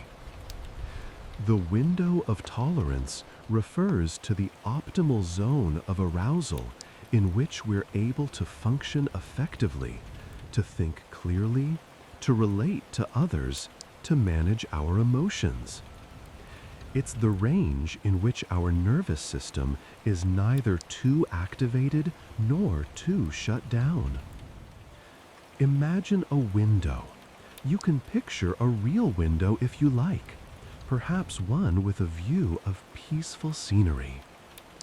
When you're within the window, looking through it, you have a good view. You can see clearly. You can process information. You can respond to what's happening around you in a flexible, appropriate way. But we don't always stay within this window. When we're stressed, anxious, threatened, or overwhelmed, we can move outside our window of tolerance in one of two directions. We can become hyper-aroused. This is when our nervous system is too activated. We might feel anxious, panicky, hyper-vigilant, overwhelmed, or flooded with emotion. Our heart rate increases, our breathing becomes rapid and shallow, our muscles tense. We're in a state of fight or flight. We're reacting rather than responding. And we've lost access to our full cognitive abilities. The thinking part of our brain, the prefrontal cortex, goes somewhat offline when we're in this state. Or we can become hypo-aroused. This is when our nervous system is too deactivated. We might feel numb, dissociated, shut down, empty, or frozen. We lose energy, lose motivation, lose connection to ourselves and others. This is the freeze response, the shutdown that happens when fight or flight don't seem possible or safe. Both of these states, hyperarousal and hypoarousal, are adaptive in certain situations. If you're facing a genuine threat, hyperarousal can help you respond quickly. If a threat is inescapable, freezing can be a survival strategy. But when we spend too much time outside our window of tolerance, when we get stuck in these states, even when there's no immediate danger, we suffer. The window of tolerance is different for everyone. Some people have a fairly wide window. They can handle a lot of stress and stimulation before they become dysregulated. Others have a narrower window. It doesn't take much to push them into hyperarousal or hypoarousal. And here's something important. The width of your window isn't fixed. It can change. Chronic stress, trauma, lack of sleep, poor health, All of these can narrow your window. But practices like mindfulness, therapy, physical exercise, social connection, adequate rest, these can widen your window over time. Understanding the window of tolerance helps us make sense of our own reactions and gives us tools to regulate ourselves. When you notice you're moving outside your window, perhaps you're getting anxious and hyper-aroused, or shutting down and becoming hypo-aroused, you can use specific strategies to bring yourself back within the window. For hyperarousal, the goal is to calm and soothe the nervous system. Slow, deep breathing activates the parasympathetic nervous system, which is responsible for the rest and digest response. Grounding techniques, noticing what you can see, hear, touch, smell, taste, bring you back into your body and into the present moment. Progressive muscle relaxation, where you tense and then release different muscle groups, can help discharge some of that excess activation. For hypoarousal, the goal is to gently increase activation. Movement can help, even small movements like stretching or walking. Stimulating your senses, perhaps splashing cold water on your face, or listening to energizing music, or smelling something strong like peppermint. Social connection with someone safe can also help bring you back online. But here's the thing. The best time to learn these regulation strategies is not when you're outside your window. It's when you're safely inside it. This is like learning to swim. You don't want your first lesson to happen while you're drowning. You learn in calm water. When you feel safe, when you can practice without panic. So part of widening your window of tolerance is regularly practicing regulation skills even when you don't desperately need them. Regular meditation, even just 5 or 10 minutes a day, trains your nervous system to maintain equilibrium. Regular exercise does the same. Regular good sleep?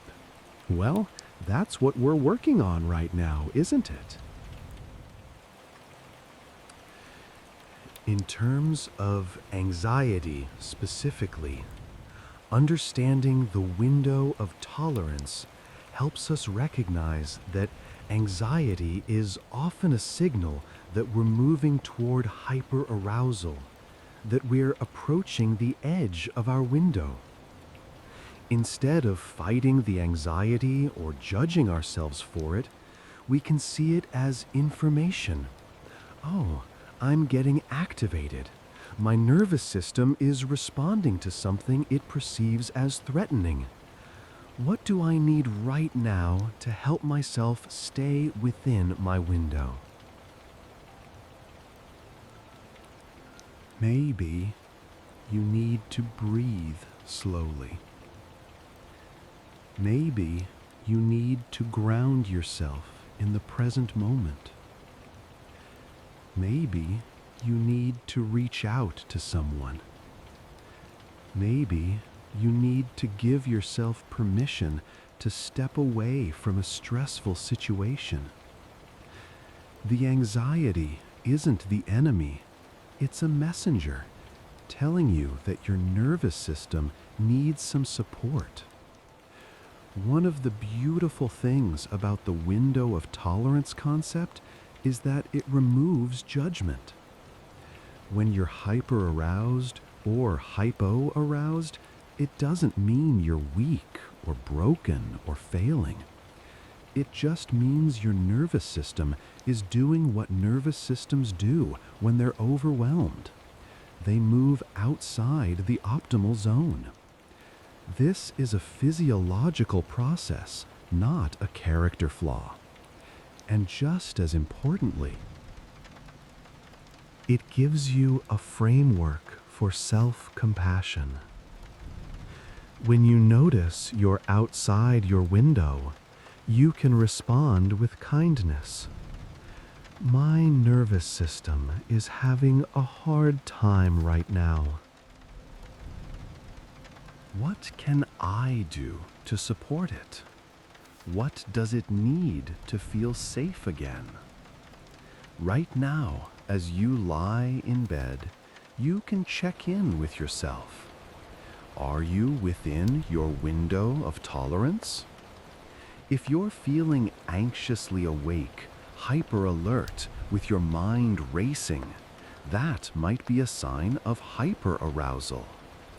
If you're feeling disconnected, numb, like you're going through the motions without really being present, that might be hyper arousal. If you're outside your window in either direction, what might help bring you back? For hyperarousal, slow your breathing.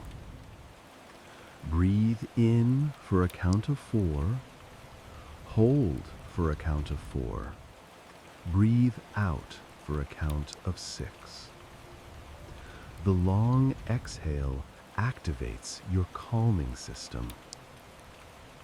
Notice 5 things you can see in your room. 4 things you can touch, 3 things you can hear.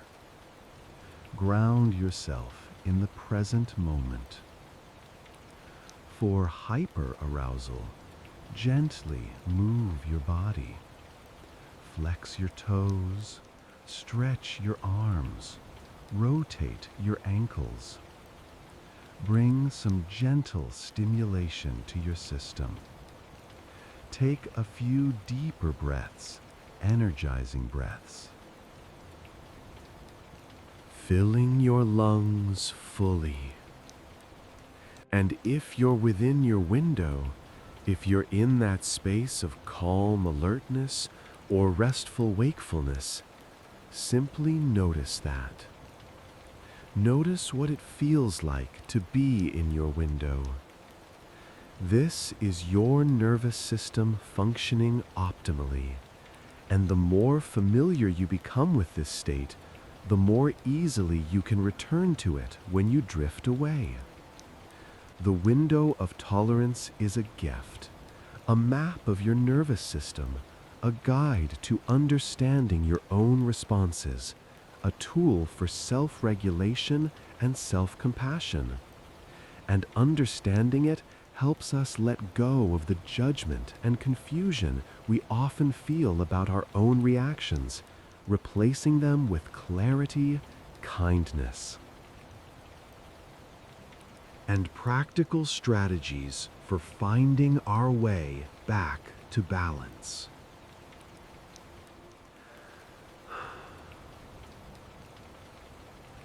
Concept 11. Grounding versus rumination. The 11th concept in our catalog explores 2 very different ways our minds can operate: grounding and rumination. Let's start with rumination, since this is something most of us are familiar with, perhaps too familiar.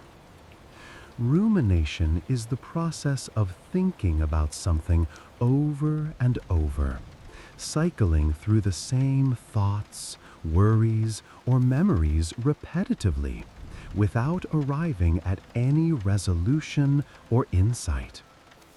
It's like a mental hamster wheel, lots of movement, but no progress.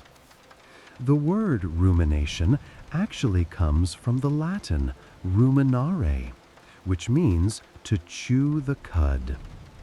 Cud chewing animals like cows bring up partially digested food and chew it again and then again, extracting every bit of nutrition they can. Mental rumination is similar.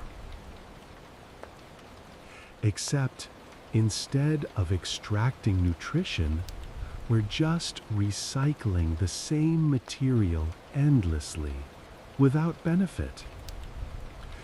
Psychologists distinguish between two main types of rumination. The first is called brooding. This is when we passively focus on our distress and its possible causes and consequences. Why do I feel this way? What's wrong with me? Why can't I just be normal? Why does this always happen to me? Brooding tends to be associated with depression and hopelessness. It's a downward spiral of negative thinking. The second type is called reflective pondering. This is more problem-focused and active. What can I learn from this situation? What can I do differently next time? How can I solve this problem? This type of rumination can sometimes be useful, but even reflective pondering, when it becomes excessive and repetitive, can keep us stuck. Research by psychologist Susan Nolan Hoeksema, who spent decades studying rumination, shows that it's one of the strongest predictors of depression and anxiety. Ruminators tend to experience longer and more severe episodes of negative mood. They're more likely to turn to unhealthy coping strategies like substance use. They have more difficulty solving problems effectively, even though they're spending so much time thinking about their problems. The paradox is that rumination feels productive. It feels like we're working on our problems, analyzing them, trying to understand them. But actually, we're just spinning our wheels, deepening the ruts we're stuck in. Now, let's talk about the alternative, grounding. Grounding is the practice of bringing your attention out of your head, out of the realm of thoughts and worries and abstract concerns, and into the immediate, concrete present moment. It's about anchoring yourself in sensory reality, in the here and now. Grounding techniques are used extensively in trauma therapy, in anxiety treatment, in mindfulness-based interventions.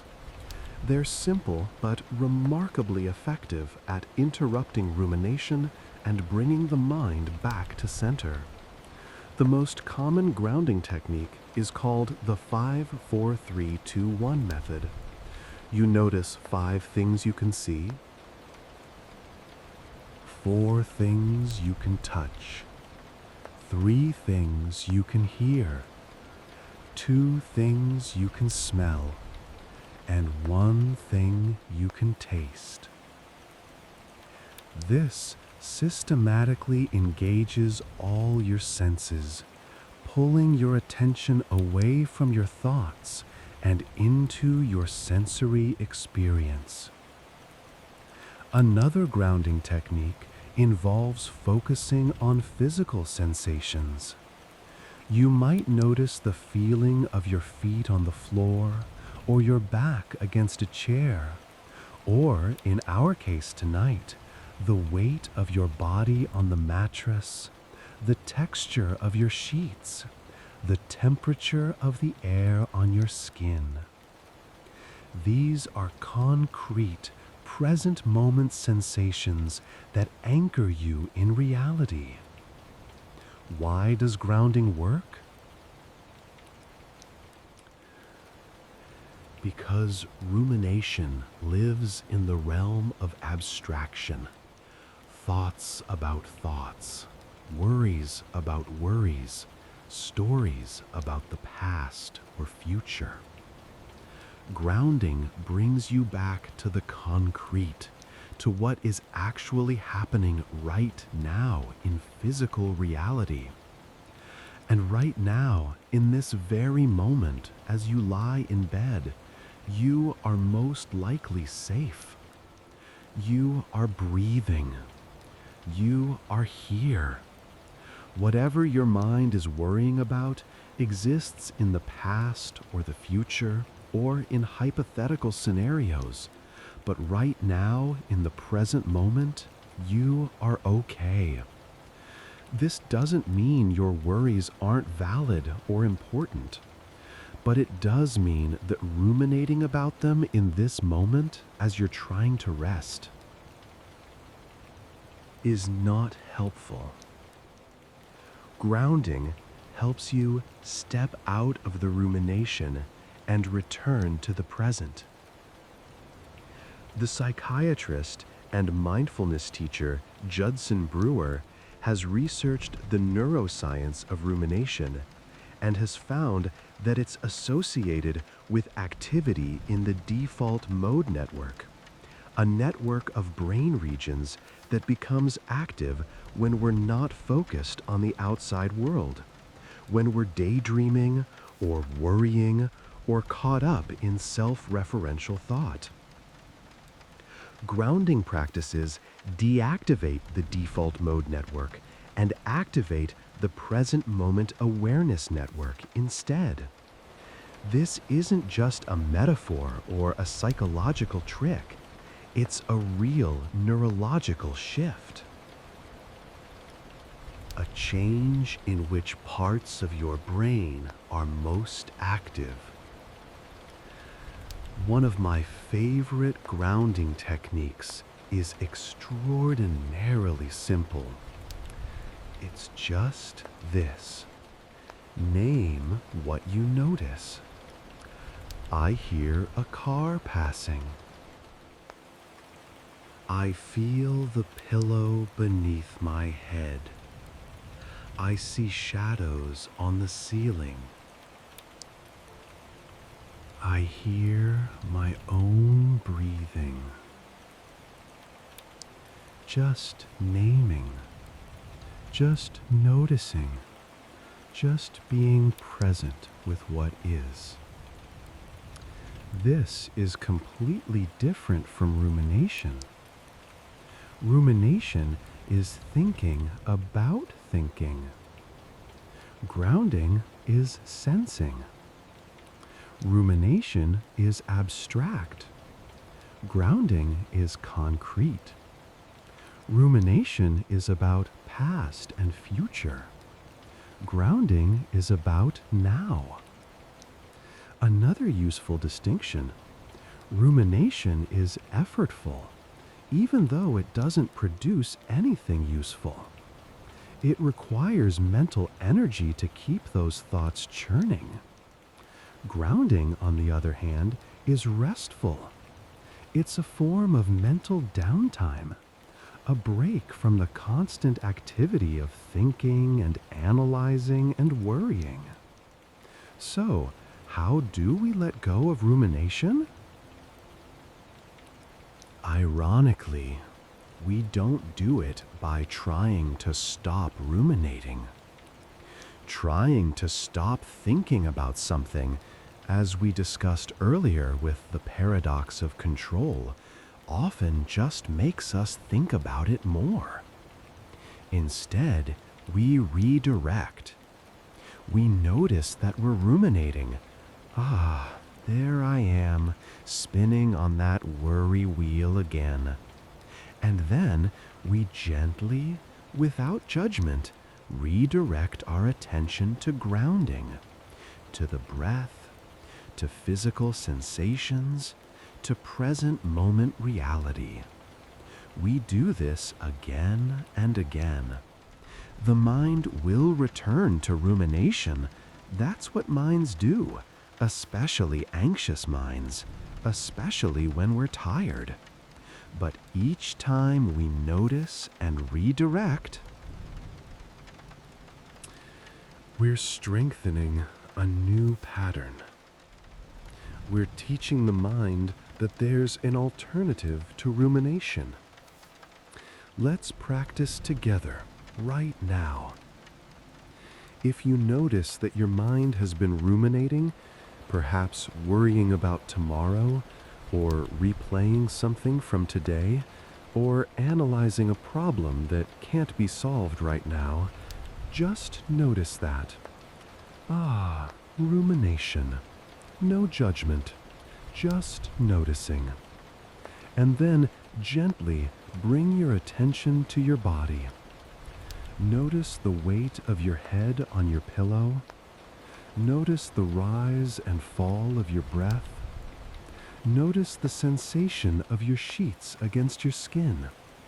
Notice the temperature of the air. If sounds are present, notice them. Don't analyze them or think about them. Just hear them. Let them be sounds, simple and concrete.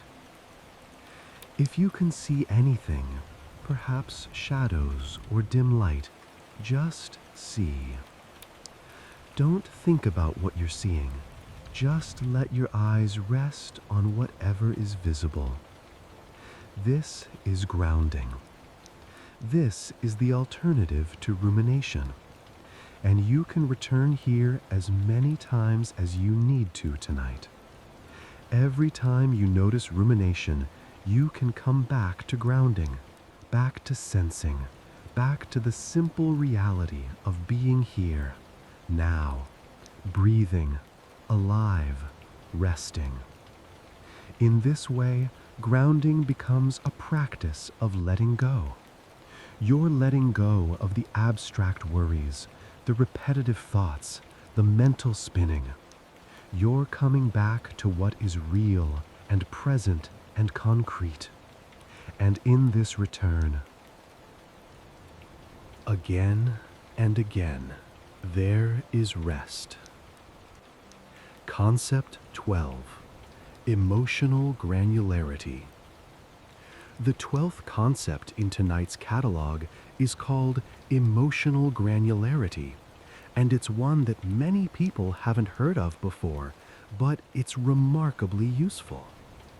Emotional granularity refers to the ability to make fine-grained distinctions between similar emotional states, to have a rich, nuanced emotional vocabulary, and to use it to precisely identify what you're feeling.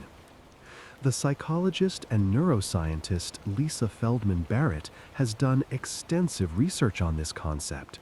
She's found that people vary widely in their emotional granularity. Some people have low emotional granularity. They experience emotions in broad, undifferentiated categories. They might describe themselves as simply feeling bad or feeling good without much more specificity than that. Other people have high emotional granularity. They can distinguish between feeling anxious and feeling stressed, between feeling sad and feeling disappointed, between feeling angry and feeling frustrated or irritated or resentful. They have a rich vocabulary for emotions, and they use it to understand their inner experience with precision. And here's what's fascinating. Research shows that high emotional granularity is associated with better mental health outcomes. People who can distinguish precisely between their emotions tend to handle stress better. Regulate their emotions more effectively and experience less intense negative emotions overall. Why would this be?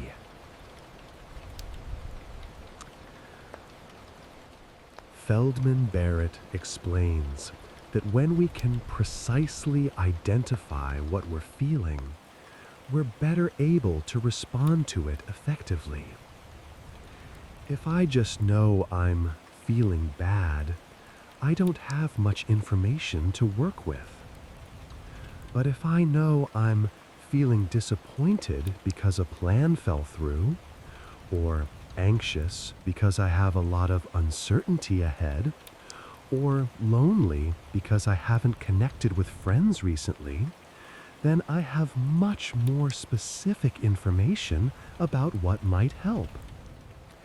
Different emotions call for different responses.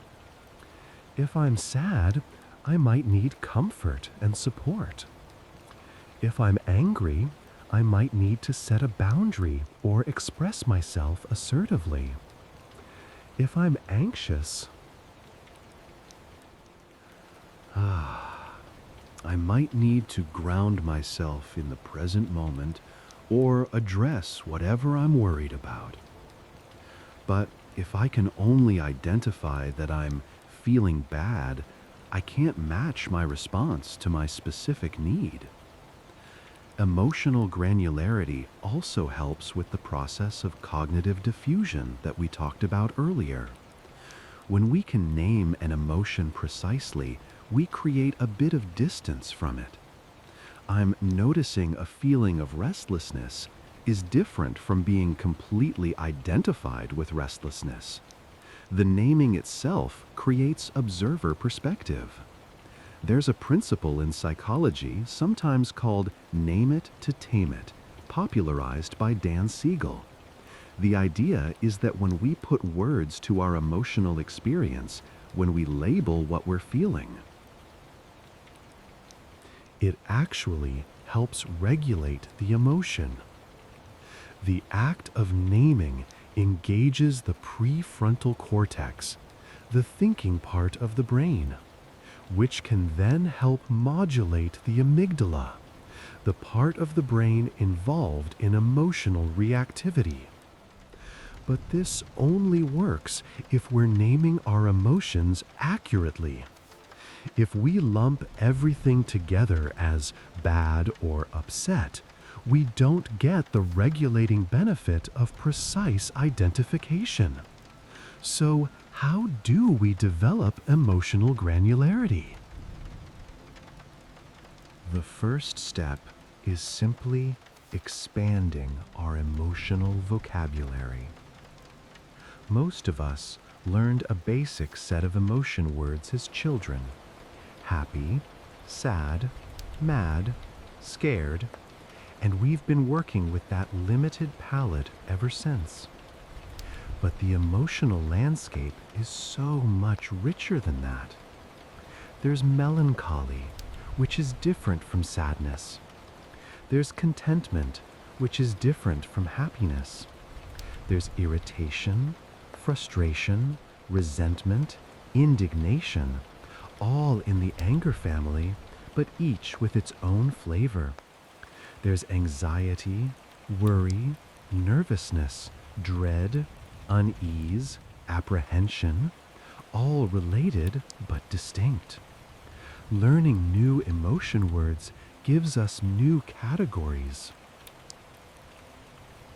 new ways to understand what we're experiencing.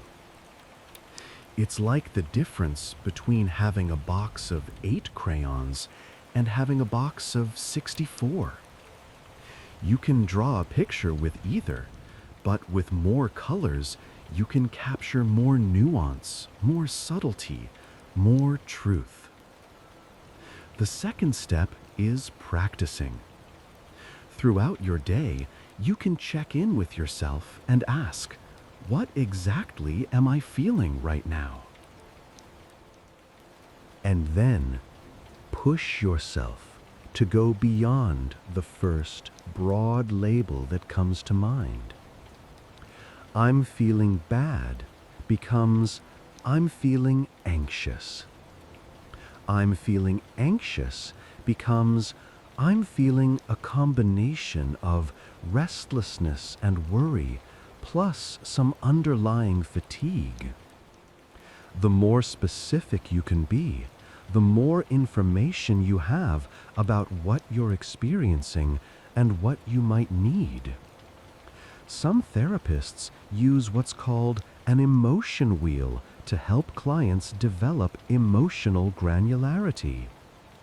At the center of the wheel are the basic emotions, perhaps joy, sadness, anger, fear, surprise, disgust. Then, radiating outward are increasingly specific variations. Sadness branches into loneliness, grief, melancholy, disappointment.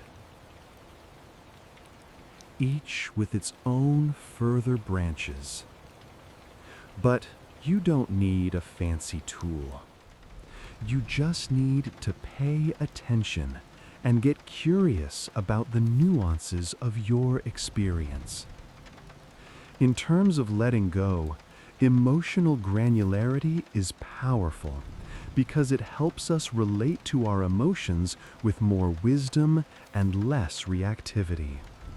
When we can't identify what we're feeling, emotions feel like this undifferentiated mass of badness that we just want to get away from. But when we can identify precisely what we're feeling, emotions become information, signals, messages from our inner world that we can listen to and respond to skillfully. Let's practice right now. Check in with yourself. What are you feeling in this moment? Maybe you first notice a general sense of tiredness. But can you go deeper? Is there restlessness mixed with the tiredness? Perhaps some frustration about still being awake? Maybe a touch of worry about tomorrow? Or perhaps contentment despite being awake, a sense of peace in this quiet moment. Whatever you find, try to name it as precisely as you can. Not to analyze it or figure out why you're feeling it, just to identify it clearly. I'm noticing restlessness, and underneath that, some worry. And also tiredness, physical tiredness that's different from mental alertness. The more precisely you can identify your emotional landscape, the more skillfully you can navigate it. And the more you practice this, the more natural it becomes, until emotional granularity is simply your default way of understanding yourself. This is emotional granularity, a skill, a practice, a way of relating to your inner world with precision, curiosity, and wisdom. And like all the concepts in our catalog tonight, it's a path toward letting go of the overwhelm that comes from undifferentiated emotion, letting go of the confusion about what you're feeling.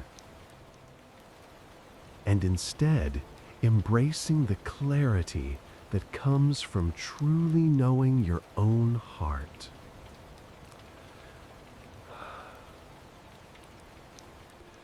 Concept 13, the default mode network. The 13th concept in our catalog takes us into the realm of neuroscience. It's called the default mode network, often abbreviated as DMN. This is a network of interconnected brain regions that becomes particularly active when we're not focused on the external world, when we're daydreaming, mind-wandering, remembering the past, or imagining the future. It was discovered somewhat accidentally in the early 2000s when neuroscientists noticed that certain areas of the brain showed increased activity during rest periods between tasks. The default mode network includes several regions: parts of the medial prefrontal cortex, the posterior cingulate cortex, the precuneus, and areas of the temporal lobe. These are regions involved in self-referential thinking, in creating narratives about ourselves and our lives, in what neuroscientists call mental time travel, the ability to remember the past and imagine the future. Now, the default mode network isn't inherently bad. It's responsible for some of our most uniquely human capacities: planning for the future, learning from the past, understanding ourselves and others, maintaining a sense of identity over time. All of these involve the default mode network. But here's the problem. For many people, especially those prone to anxiety and depression, the default mode network can become overactive. Instead of engaging periodically for useful reflection and planning, it runs constantly, creating an endless stream of self-referential thought, worry, rumination, and mental narrative. Research by Judson Brewer and others has shown that this overactive default mode network is associated with unhappiness. In fact, one famous study by psychologists Matthew Killingsworth and Daniel Gilbert found that people are less happy when their minds are wandering than when they're focused on what they're doing, regardless of what they're doing, even if they're engaged in something unpleasant. They're happier when focused on it than when their mind is wandering to something else. The default mode network is also associated with what's called the narrative self, the story we tell about who we are, our past, our future, our identity. This narrative can be useful, but it can also trap us. We can become so identified with our story.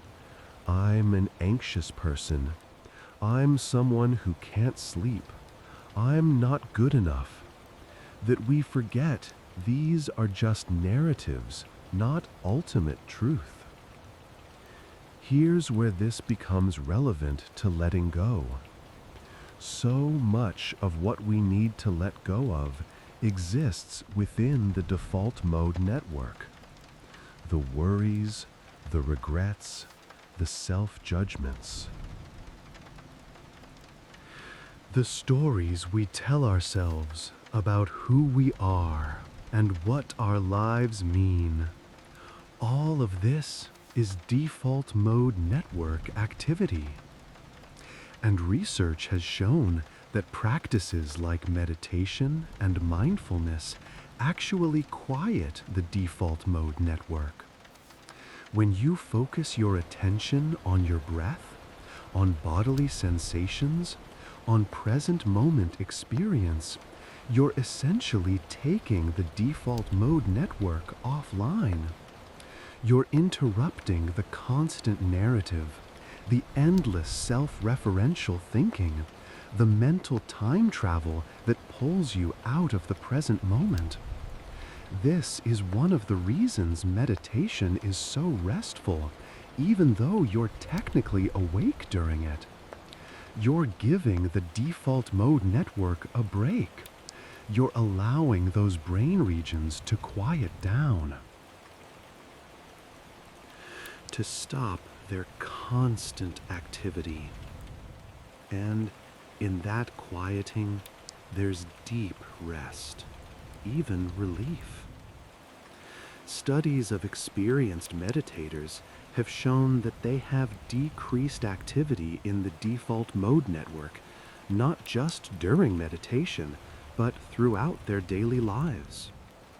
Their baseline level of mind wandering and self-referential thinking is lower than non-meditators.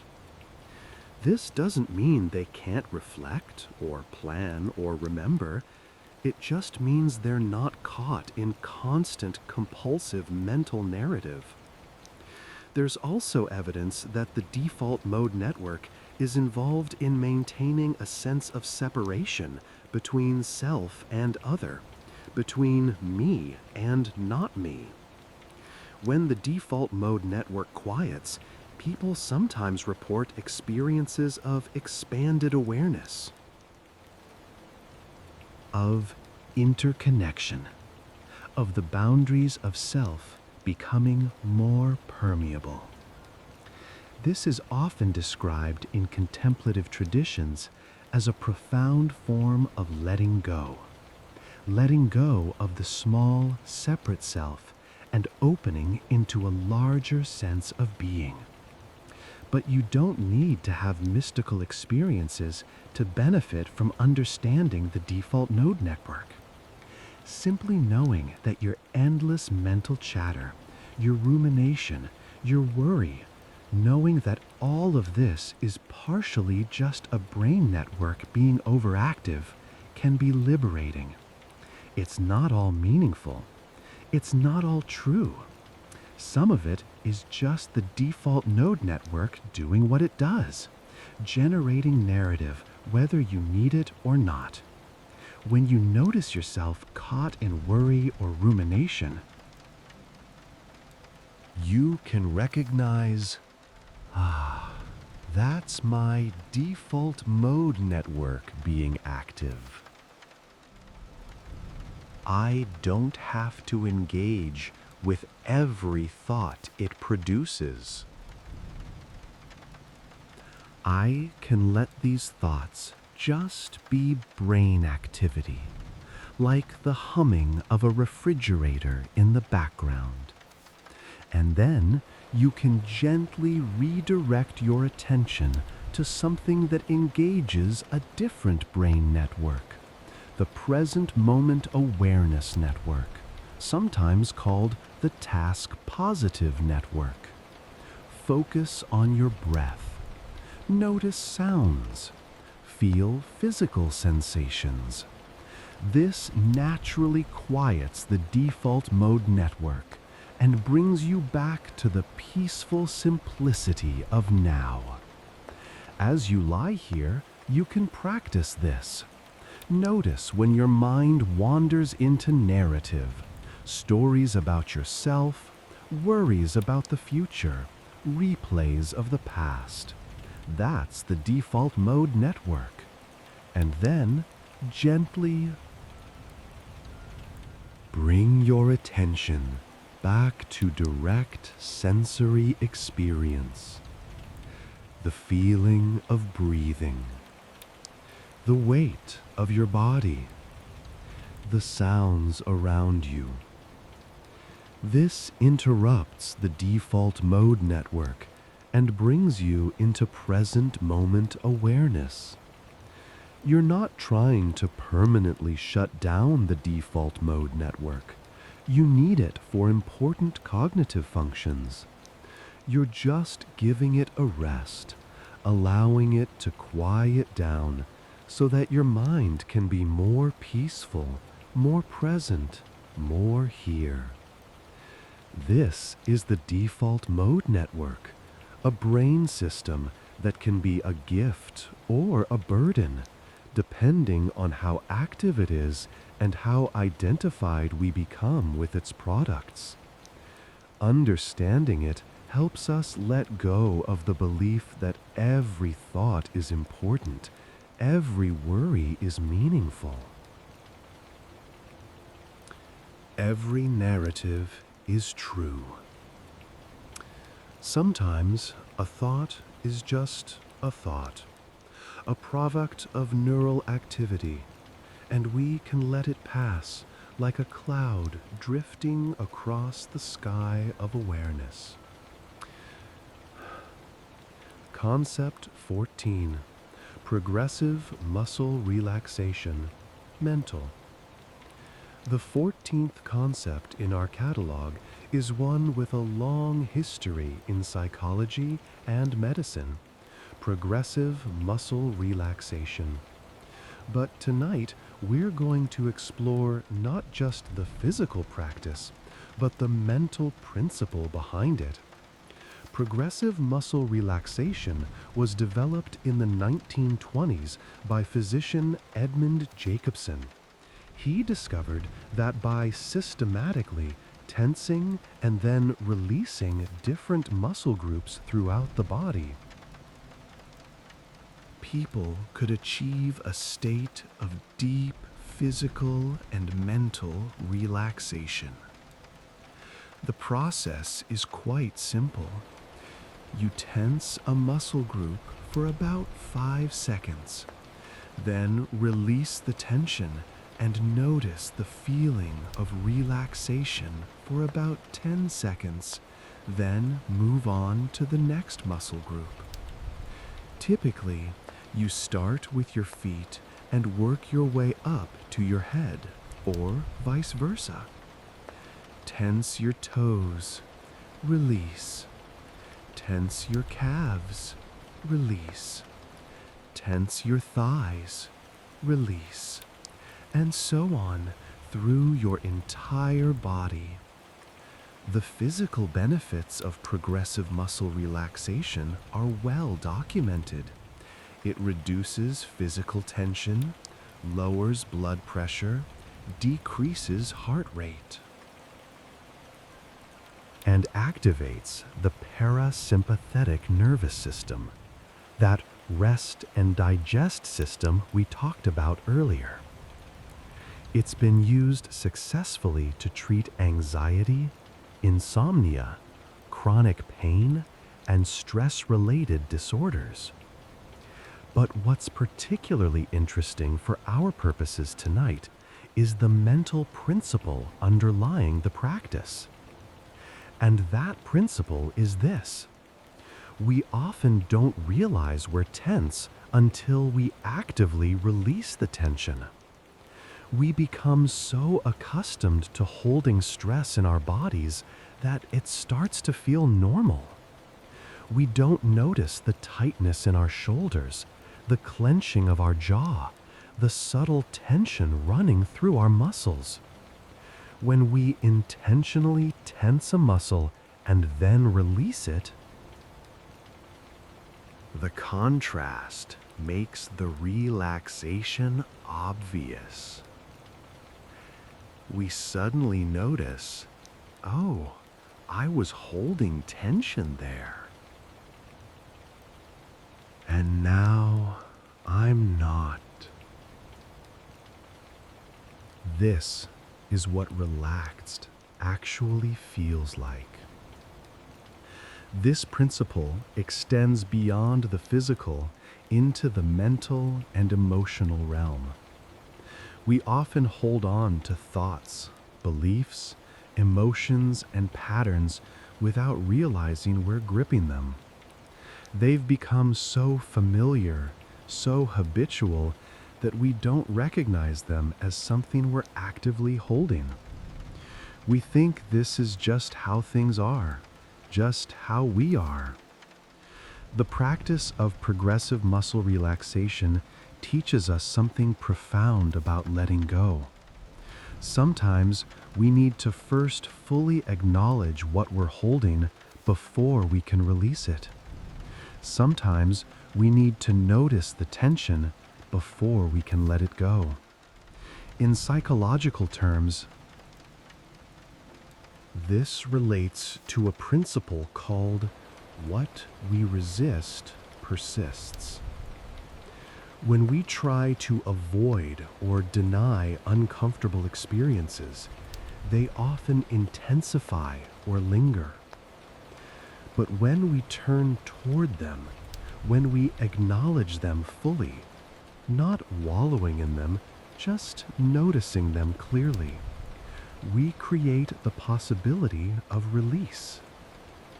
Let's try a mental version of progressive muscle relaxation right now. Instead of tensing and releasing physical muscles, we're going to notice and release mental tensions. Start by bringing to mind a worry or concern that's been with you recently. Not the most overwhelming thing in your life. Just something that's been creating some background stress. Allow yourself to feel it fully for just a moment. Notice where you feel it in your body. Notice what thoughts accompany it. This is like the tensing phase. You're fully acknowledging what's there. And now, imagine releasing your grip on this worry. You're not solving it, not pushing it away, not pretending it doesn't exist. You're simply releasing the mental tension of gripping it. Let it be there, but soften around it. Notice the feeling of that release. Take a slow breath. Now, bring to mind a judgment you've been holding about yourself. Again, not the deepest, most painful one. Just something you've been thinking about yourself that creates tension. I should be further along. I'm not good enough at this. I'm too anxious. Whatever it is, hold it in awareness for a moment. Notice the tension it creates. And now, release. Not replacing the judgment with a positive affirmation, not arguing with it, just releasing your grip on it. Let it exist as just a thought, just words in your mind, without holding on to it so tightly. Notice the space that opens up when you release. Breathe. Finally, bring to mind something from your past that you've been holding on to, perhaps a regret, or an embarrassment, or a what-if scenario. Just for a moment, acknowledge that you've been carrying this. Feel the weight of it. And now, gently imagine setting it down. Not forgetting it, not denying it happened, but simply releasing the constant mental gripping of it. You can remember it without holding it. You can acknowledge it without being defined by it. Release. Notice how your body feels now. Notice your breathing. Notice the quality of your thoughts.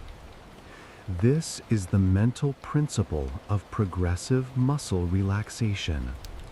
We can practice noticing what we're holding and consciously choosing to release it.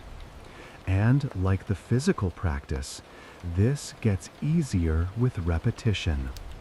The more we practice this intentional noticing and releasing, the more readily we can identify tension and let it go. One of the insights from progressive muscle relaxation is that relaxation is not just the absence of tension, it's an active state with its own quality. When you release a tense muscle, you don't just stop feeling tension, you start feeling relaxation, which is its own positive sensation. Warmth, heaviness, ease, softness. Similarly, letting go isn't just the absence of holding on. It's its own state with its own qualities. Spaciousness, peace, freedom, ease. When you release mental gripping, you don't just stop